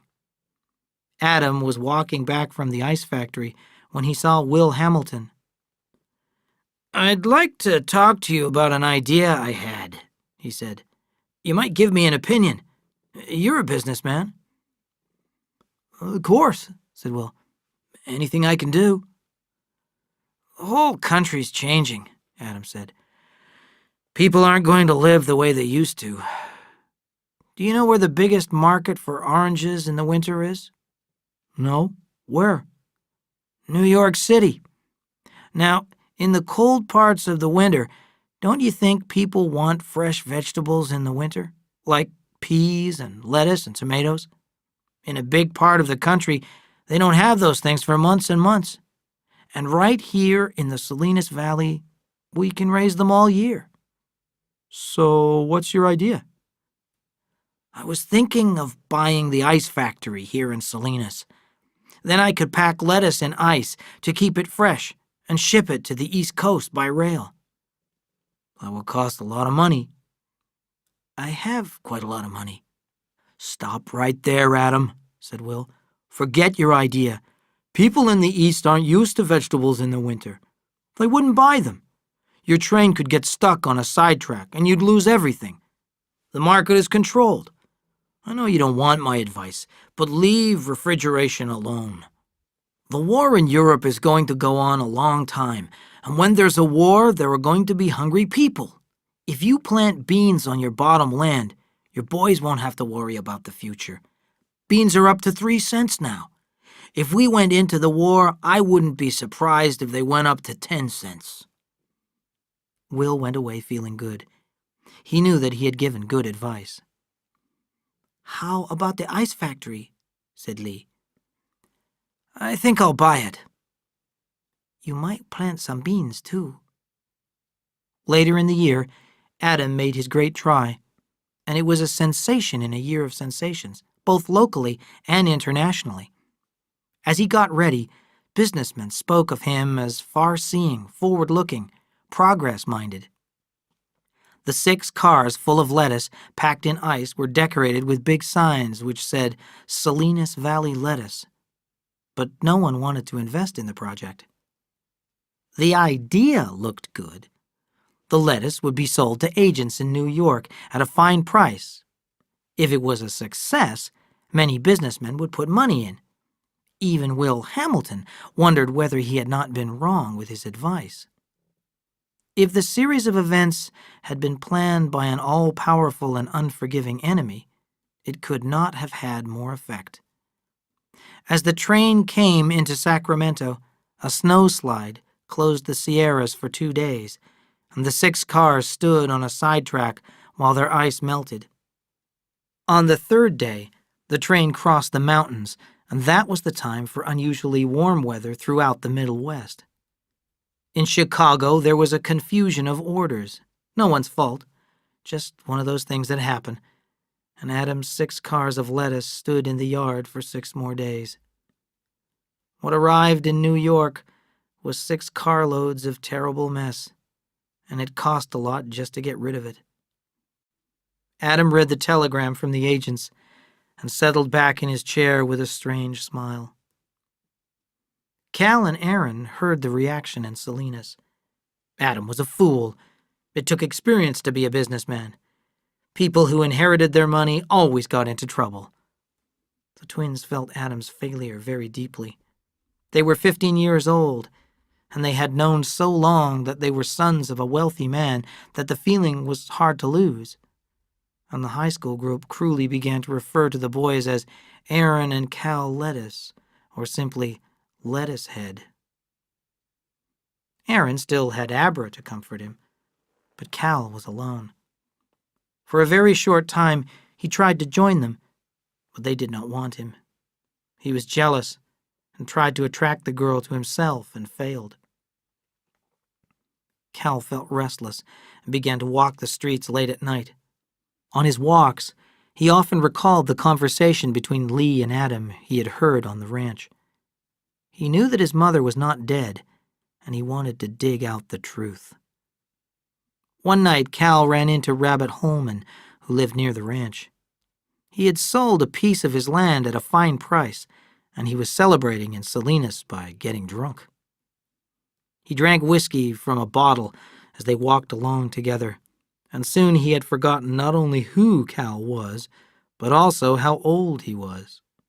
And he said, "Harry, I'll tell you what we'll do.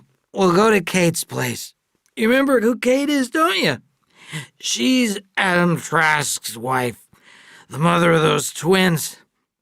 I'll never forget the time she shot him in the shoulder and ran off." They went through the dusty yard and up on the unpainted porch. The guard at the door did not look closely at Cal as they joined the nervous waiting men.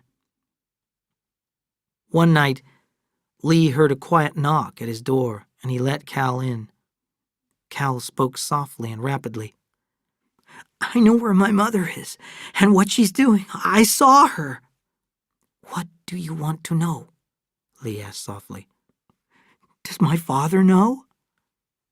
"Yes." "Why did he say she was dead?" "To save you from pain." "Did she shoot him?" "Yes." "Why?" "Because he didn't want her to go away. He loved her with his whole mind and body. He gave her everything." "Lee, why did she do it?" "I don't know. It seems to me that she is not like other people. She was full of hatred, and her hatred wasn't healthy. It wasn't angry. It was heartless. Tell me, Cal, do you hate your mother?" "Yes," said Cal. "I hate her because I know why she went away. I know because I've got her in me." His head was down, and his voice was heartbroken. Lee jumped up. "You stop that," he said sharply. "Of course, you may have that in you. Everybody has.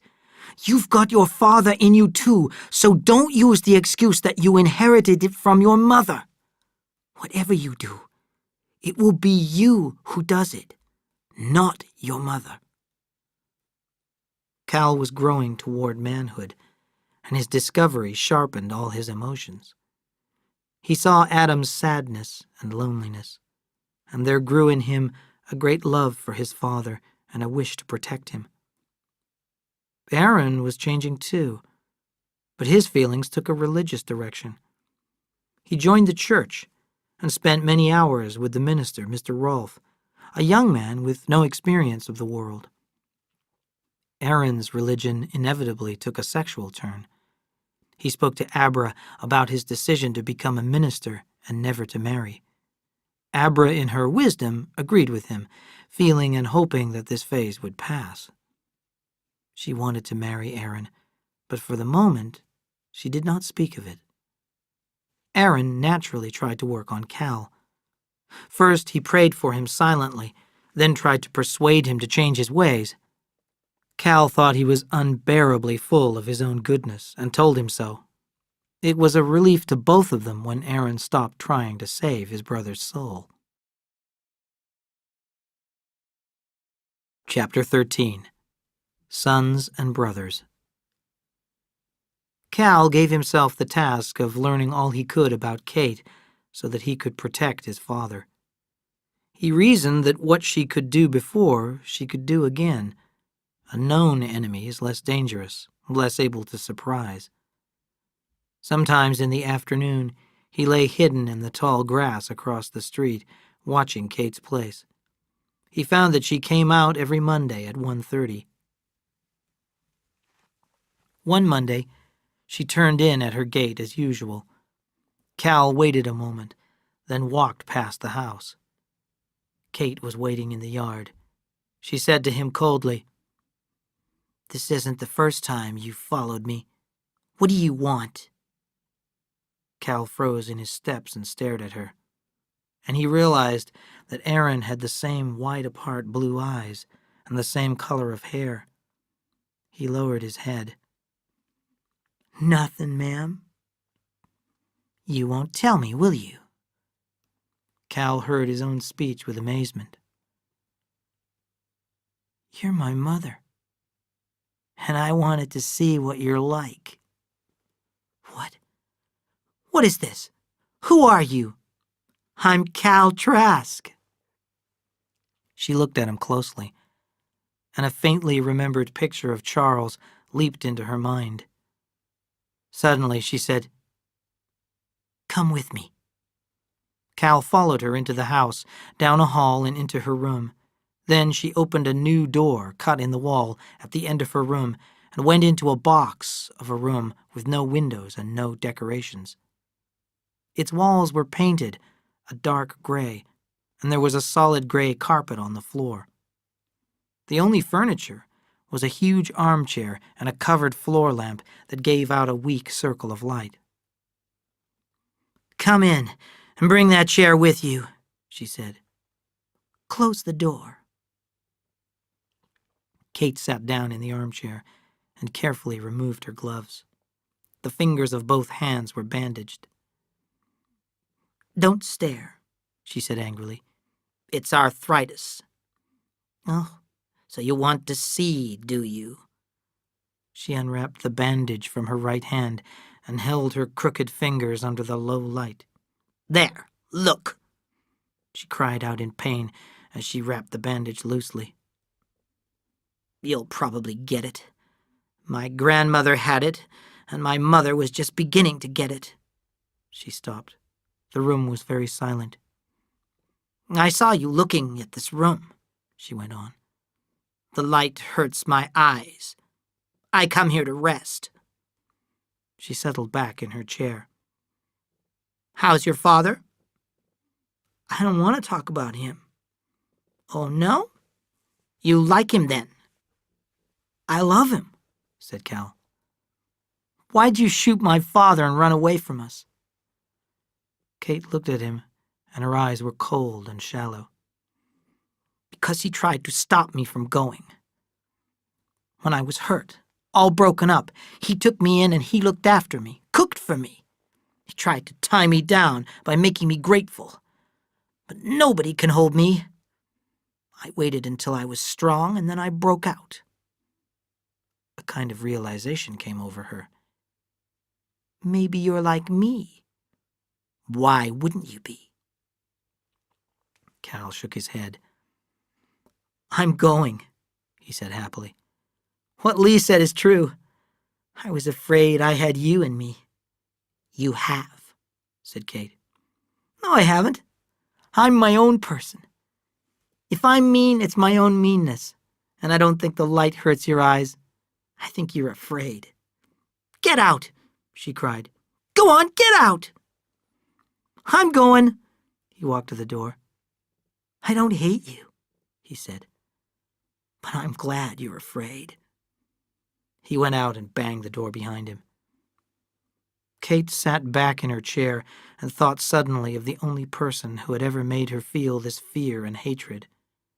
It was Samuel Hamilton, with his white beard and his laughing eyes that looked underneath her skin. Cal's words kept repeating themselves over and over in her head. "I think you're afraid." With her bandaged hand, she pulled out a fine chain which hung around her neck inside her dress. On the chain were 2 safe deposit box keys, a gold watch with "To See with All My Heart" from A on the back, and a little steel tube with a ring on the top. Very carefully, she unscrewed the top from the tube and shook out a capsule. She held the capsule under the light and saw the white powder inside. 6 grains of morphine, more than enough. Very gently, she slid the capsule into its tube, screwed on the cap, and dropped the chain inside her dress. The nation moved little by little toward war. Business improved, and prices began to rise. Little groups of British purchasing agents traveled around the country in their uniforms, buying food and cloth and metals and chemicals. One of the things they bought was beans, because beans are easy to transport, and they do not spoil, and a man can live on them. Beans were 12.5 cents a pound, and hard to find. And farmers wished they had not agreed to sell their beans for 5 cents a pound 6 months ago. Cal walked to school with Aaron.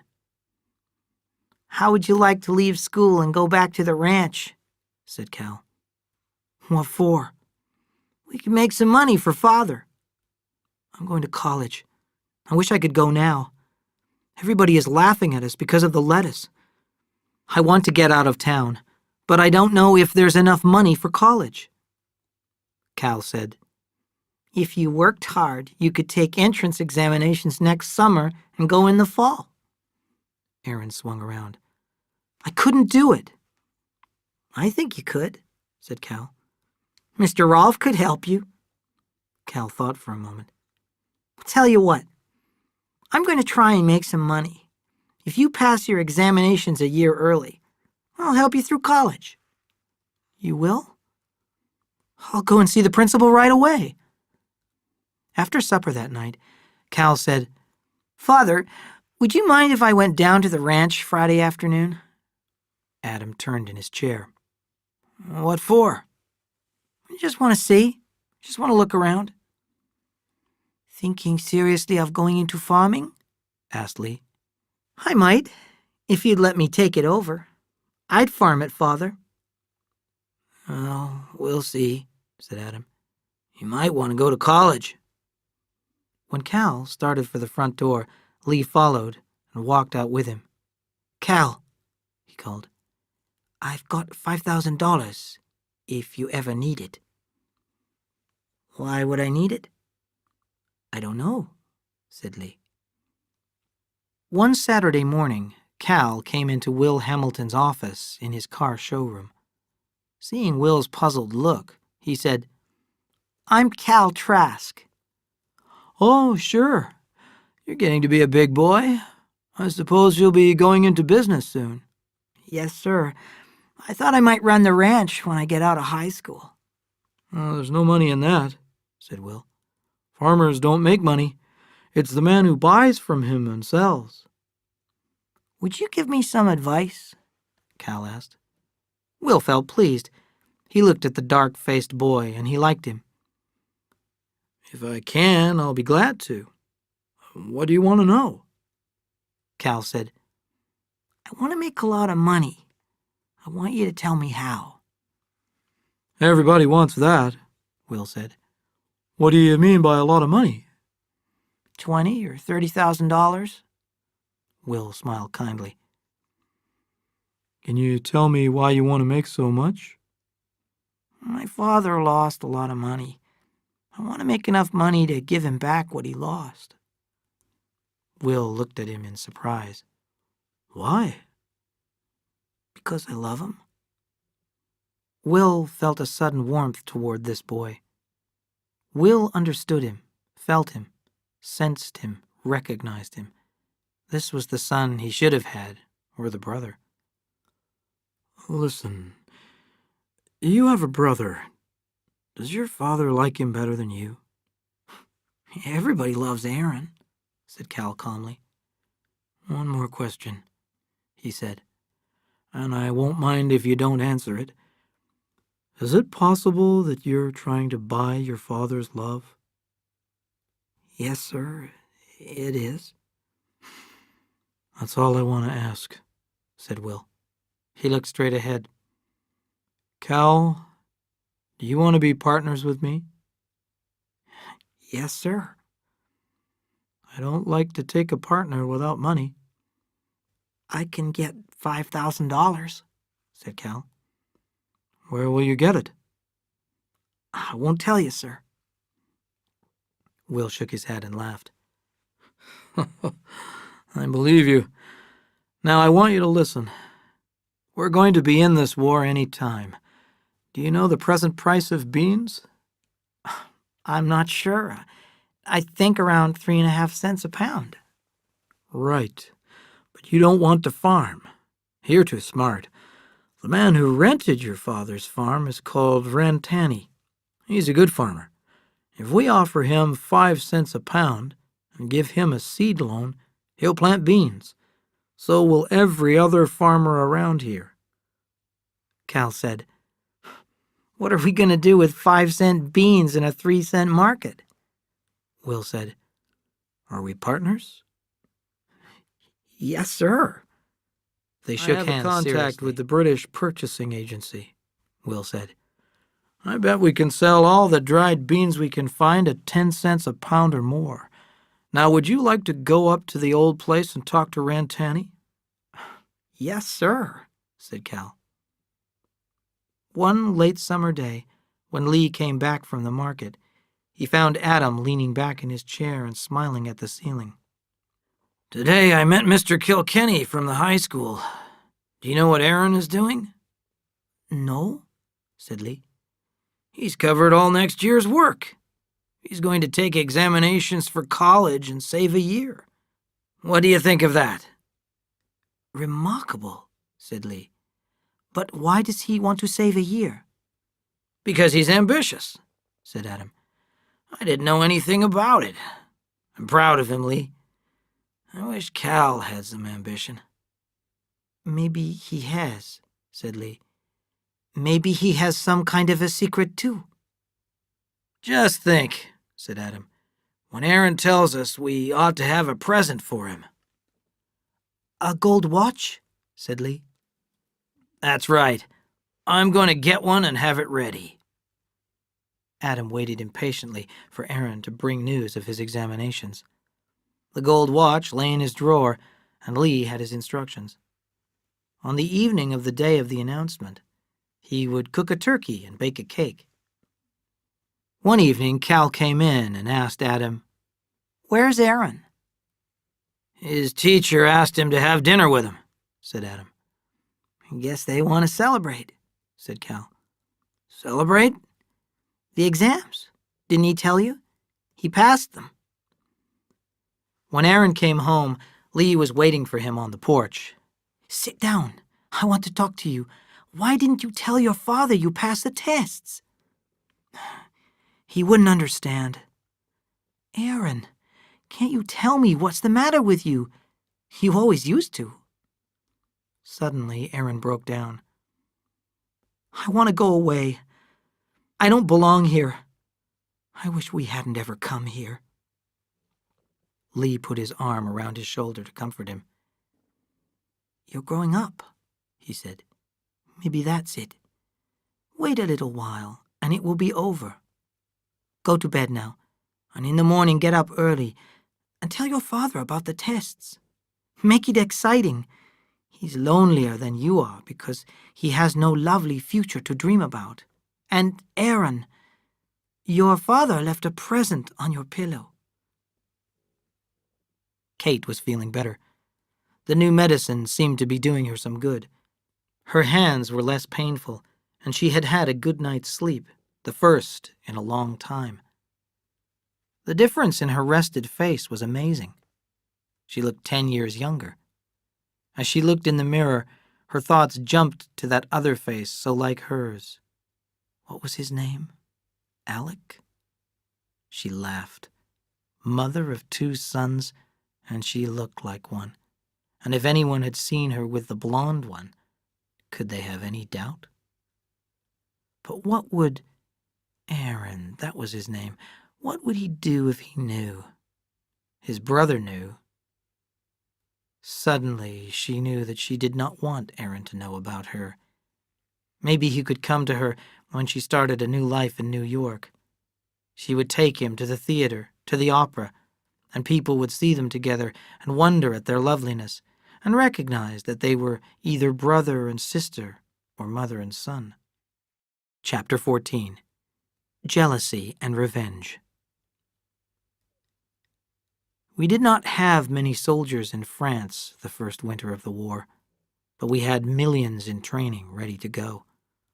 In the Trask house, Lee and Adam put up a map of Europe with lines of colored pins marking where our soldiers were, and this gave them a feeling of taking part in the war.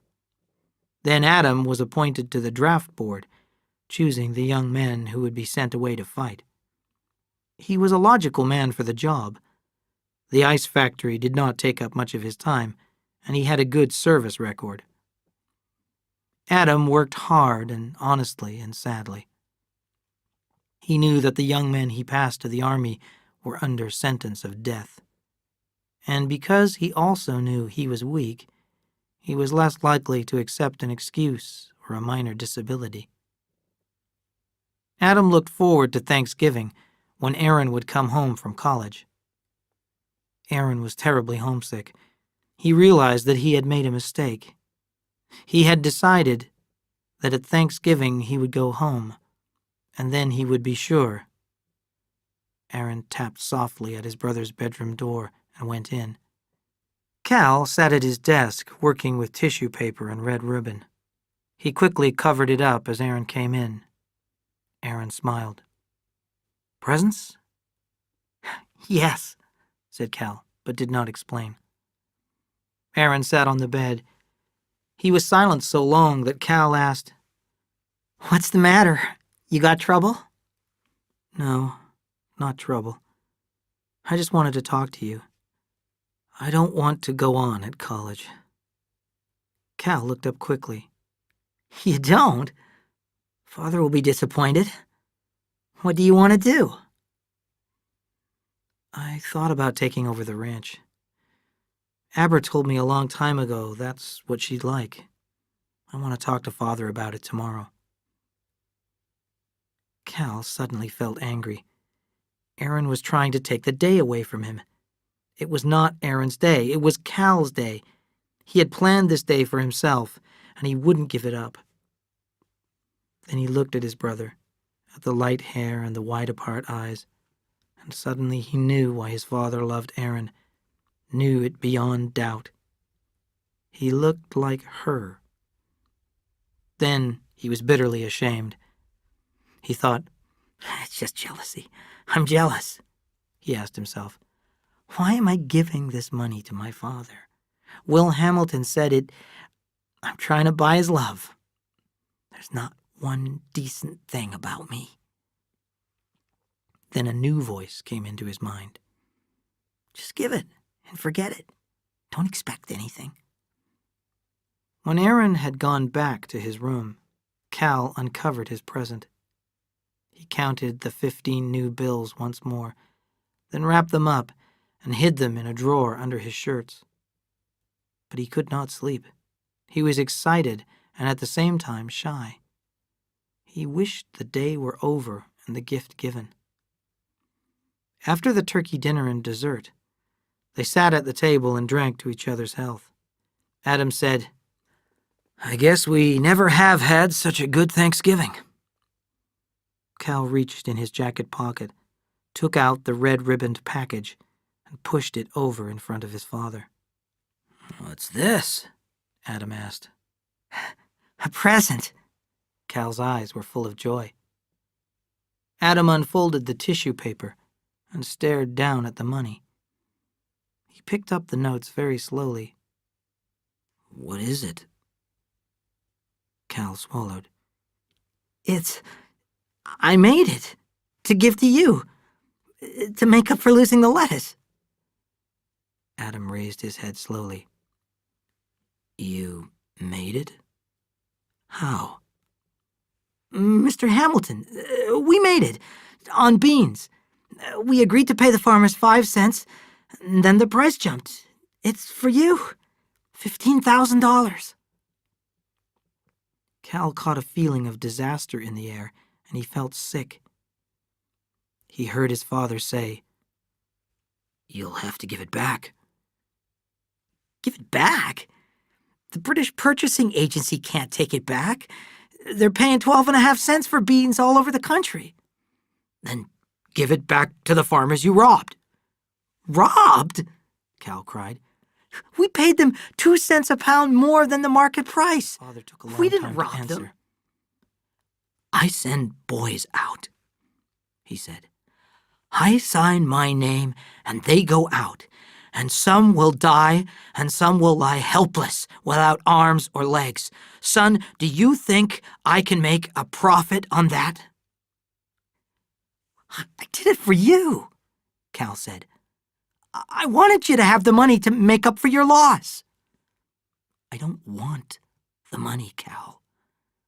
I thank you for the thought, but I would have been happy if you could have given me, well, what your brother has. If you want to give me a present, give me a good life." Cal stood up suddenly, and his chair fell over. He ran from the room, holding his breath. Adam called after him, "Don't be angry, son." Adam and Lee left him alone. He thought he would cry, but he did not. He felt hate spread through his body, poisoning every nerve. Cal went out to find Aaron as he returned from walking Abra home. "I want you to come with me," Cal said. "I want to show you something." "What is it?" "It's a surprise, but you'll be interested." The next day, Kate sat still and stared straight ahead, hour after hour. She saw the face of the blond and beautiful boy, his eyes mad with shock. She heard his ugly words aimed not so much at her as at himself. And she saw his dark brother leaning against the door and laughing cruelly. Why had he brought his brother? What did he want?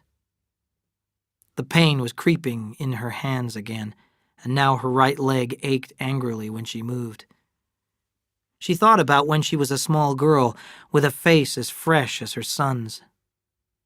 Most of the time she knew she was smarter and prettier than anyone else, but now and then a lonely fear would fall upon her so that she seemed surrounded by a tree-tall forest of enemies. Then every thought and word was aimed to hurt her, and she had no place to run and no place to hide. Then, one day, she was reading a book, Alice in Wonderland. In the story, Alice had a little bottle that said, "Drink me." When she drank from it, she became very small. Kathy, too, had a little bottle of sugar water that she drank from and became smaller and smaller. Let her enemies look for her then. Kathy would be under a leaf or looking out of a spider hole laughing. And always there was Alice to play with. All this was so good. But there was one more thing always held in reserve. She had only to drink the whole bottle, and she would shrink and disappear and cease to exist. Now Kate was cold and alone, but she was ready, and she knew she had been ready for a long time. She sat up and forced her hand, in spite of the pain, to write plainly, "I leave everything I have to my son Aaron Trask." She dated the sheet and signed it Catherine Trask. At the table she poured cold tea into her cup and went into the gray room and closed the door. She arranged the pillows on the gray chair and sat down. Gently she pulled the chain out from her dress, unscrewed the little tube, and shook the little capsule into her hand. "Eat me," she said, and put the capsule in her mouth. She picked up the teacup. "Drink me," she said, and swallowed the bitter cold tea. Her eyes closed, and her heartbeat and her breathing slowed, as she grew smaller and smaller and then disappeared, and she had never been. The next morning, Sheriff Horace Quinn sat in the dead woman's office and looked through her papers. He read the 2-line handwritten will, then he opened a packet of brown envelopes and removed some photographs. On the back of each one, in Kate's neat, sharp handwriting, was a name and address and a title: Councilman, Judge. He sighed deeply as he called a number. Half an hour later, a nameless man stood beside him in the front office of the old county jail. Quinn wrote a list of names on a sheet of paper. Then he walked over to the wood-burning stove against the north wall of his office. He put a folded newspaper into the stove and lighted it, and dropped the brown envelopes onto the flames. "She's dead now, so you're safe," he said. "These are the only copies, and the negatives were in there." "Thank you, Horace," said the visitor. Horace picked up the list from his desk. "Here's a list. Tell everyone on the list that I've burned the Later pictures." that afternoon, Sheriff Quinn climbed up the steps of the Trask house. Lee brought 2 cups of coffee into the living room and went out. Adam asked, "Is there anything wrong, Horace?" "No, I don't think so, Adam. Was that woman still married to you?" Adam went white. "Yes," he said. "What's the matter?" "She killed herself last night." Adam's face twisted, and he put his face down in his hands and cried. "Oh, my poor darling," he said. Horace sat quietly and waited. After a time, he took the folded will from his pocket and held it out. "There's over $100,000 in her safe deposit boxes." Adam read the 2 lines and went right on staring at the paper and beyond it. "He doesn't know she's his mother." "You never told him?" "No." "What should I do?" "I can only tell you what I'd do," Sheriff Quinn said. "I'd tell him everything. I'd even tell him why you didn't tell him before." "Lee," Adam called. "Tell Aaron I want him." "He has come home, hasn't he?" "Not yet," said Lee. "Maybe he went back to school. I'll ask Cal." Cal's face was tired and closed and mean when he came in. Adam asked, "Where's your brother? He hasn't been home for 2 nights." "How do I know?" said Cal. "Am I supposed to look after him?" Adam's body shook as a tiny, sharp blue light flashed at the back of his eyes. He said thickly, "Maybe he went back to college." Sheriff Quinn stood up. "You get a rest, Adam. You've had a shock." In his room, Cal sat at his desk, holding his aching head. Cal had never drunk before, and had never needed to. But going to Kate's had been no relief from pain, and his revenge had been no victory. Coming out of Kate's, he had touched his tearful brother, and Aaron had cut him down with a fist like a whip. Aaron had stood over him in the dark, and then suddenly turned and ran, screaming like a broken-hearted child. Cal drank all night. Then he was back in his room. His guilt struck him, and he had no weapon to fight it off. A feeling of worry for Aaron rose in him because Aaron could not take care of himself. Cal knew he had to find him and bring him back, even if he sacrificed himself. Then the idea of sacrifice took hold of him, the way it does with a guilty-feeling man. Cal took out a flat package from under his handkerchiefs in the drawer. He looked around the room and brought a small dish to his desk. He folded one of the bills in the middle and lighted it with a match. When 6 were burnt, Lee came in without knocking and stood silently, waiting. Cal lighted one bill after another until all were burned. At last, Cal said, "Go ahead. You want to talk to me? Go ahead." "Where's Aaron?" asked Lee. I don't know. He ran away. Then Cal cried. Why did I do it? Don't make it complicated, Lee said. You were mad at him because your father hurt your feelings. You were just mean. I guess that's what I wonder. Why I'm mean. Lee, I don't want to be mean. Just a second, said Lee. I thought I heard your father come in. Cal, he doesn't look well. He looks like he's in shock. Oh, I forgot. You don't know.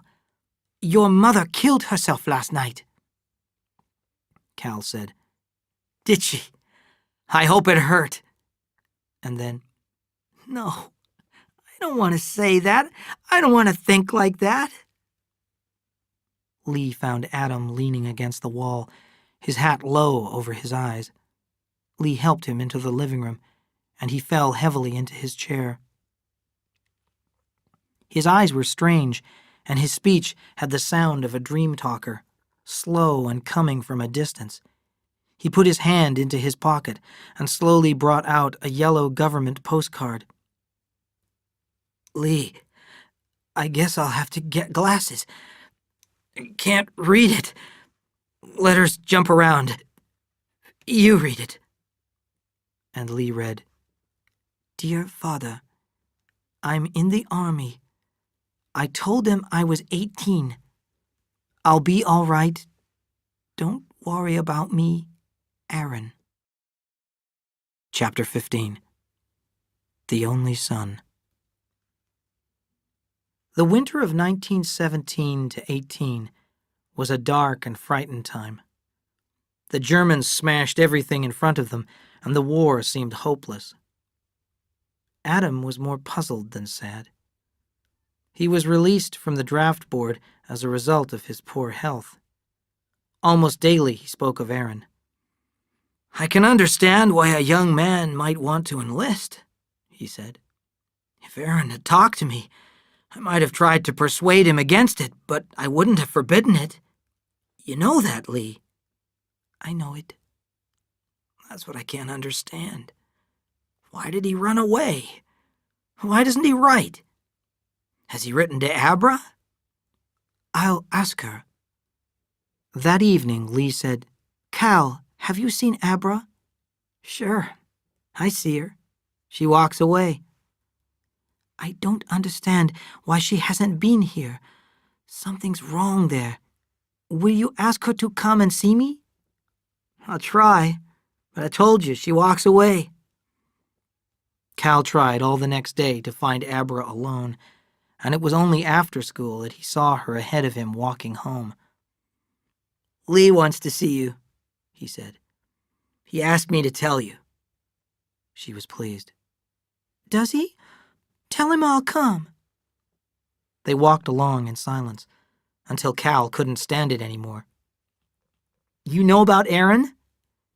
Yes, she held out a book. Look next to the first page. A penny postcard was inside. Dear Abra, it said. I don't feel clean. I'm not good enough for you. Don't be sorry. I'm in the army.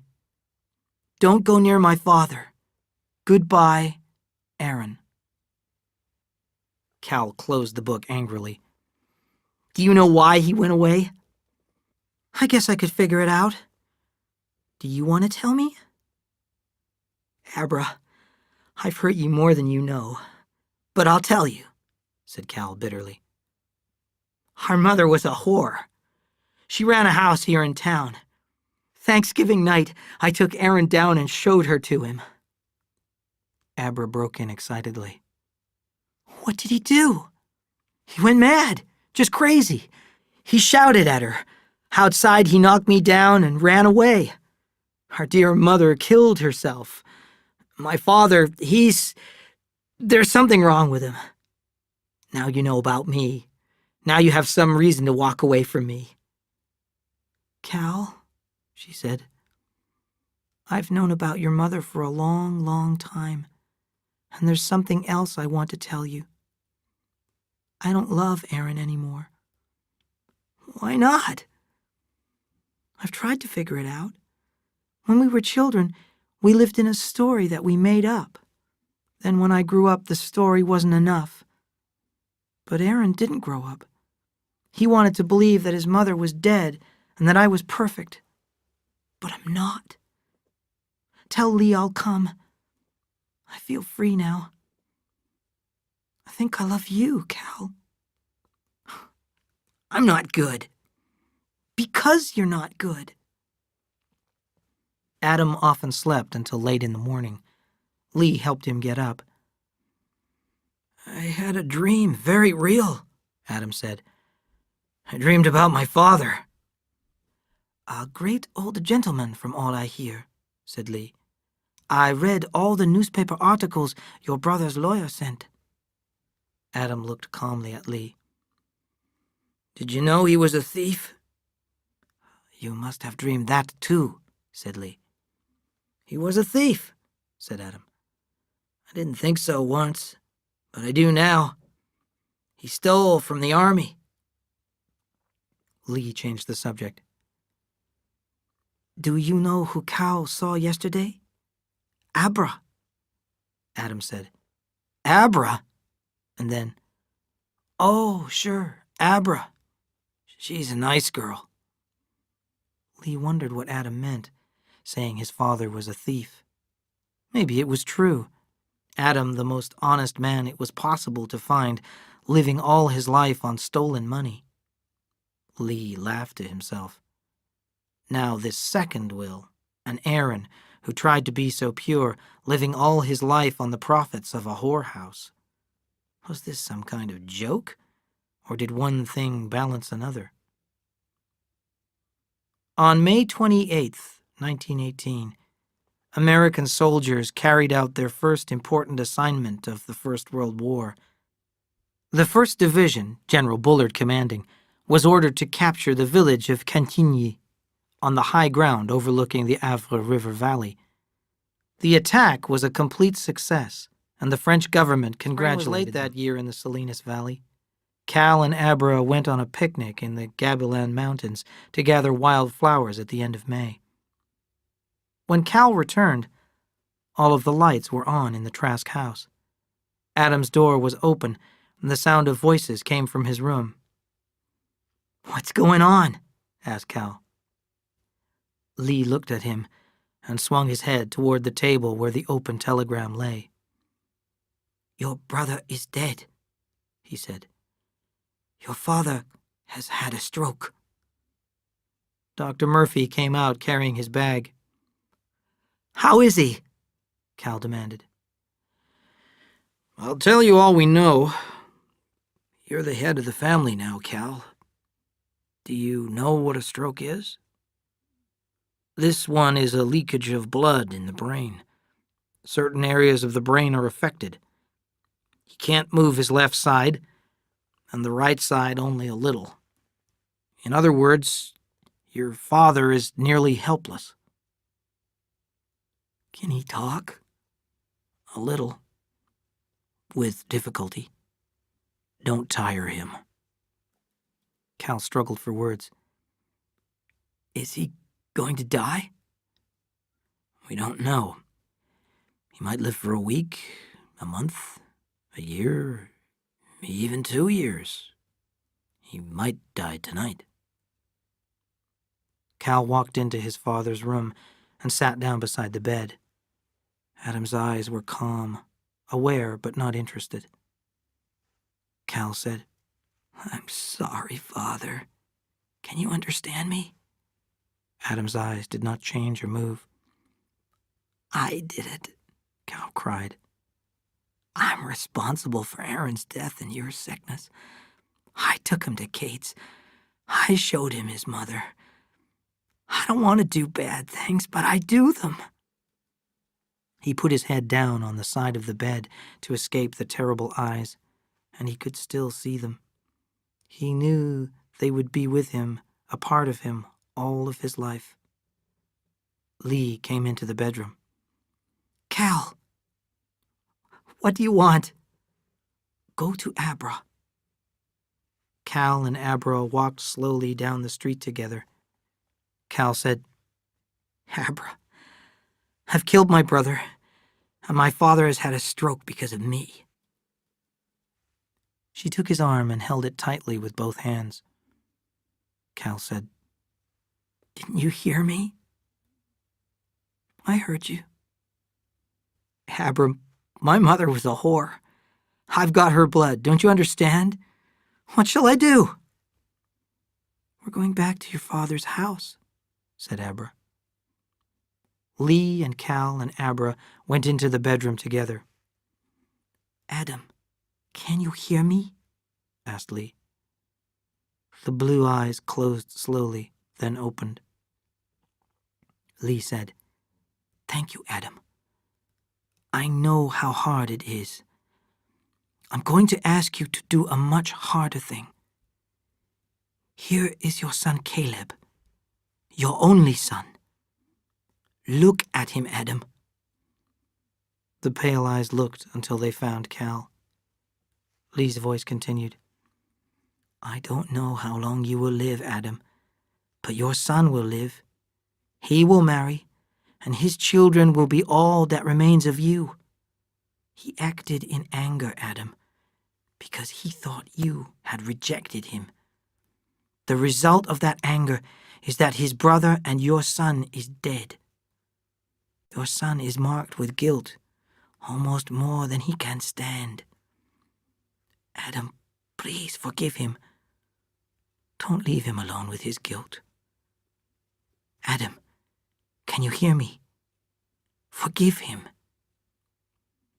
A terrible brightness shone in Adam's eyes, and he closed them. Lee said, Help him. Give him his chance.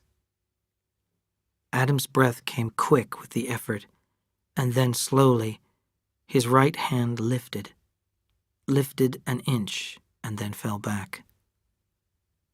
Lee whispered, Thank you, my friend. Adam's eyes opened, and he tried to speak. His whispered words seemed to hang in the air. He has the choice. His eyes closed, and he slept.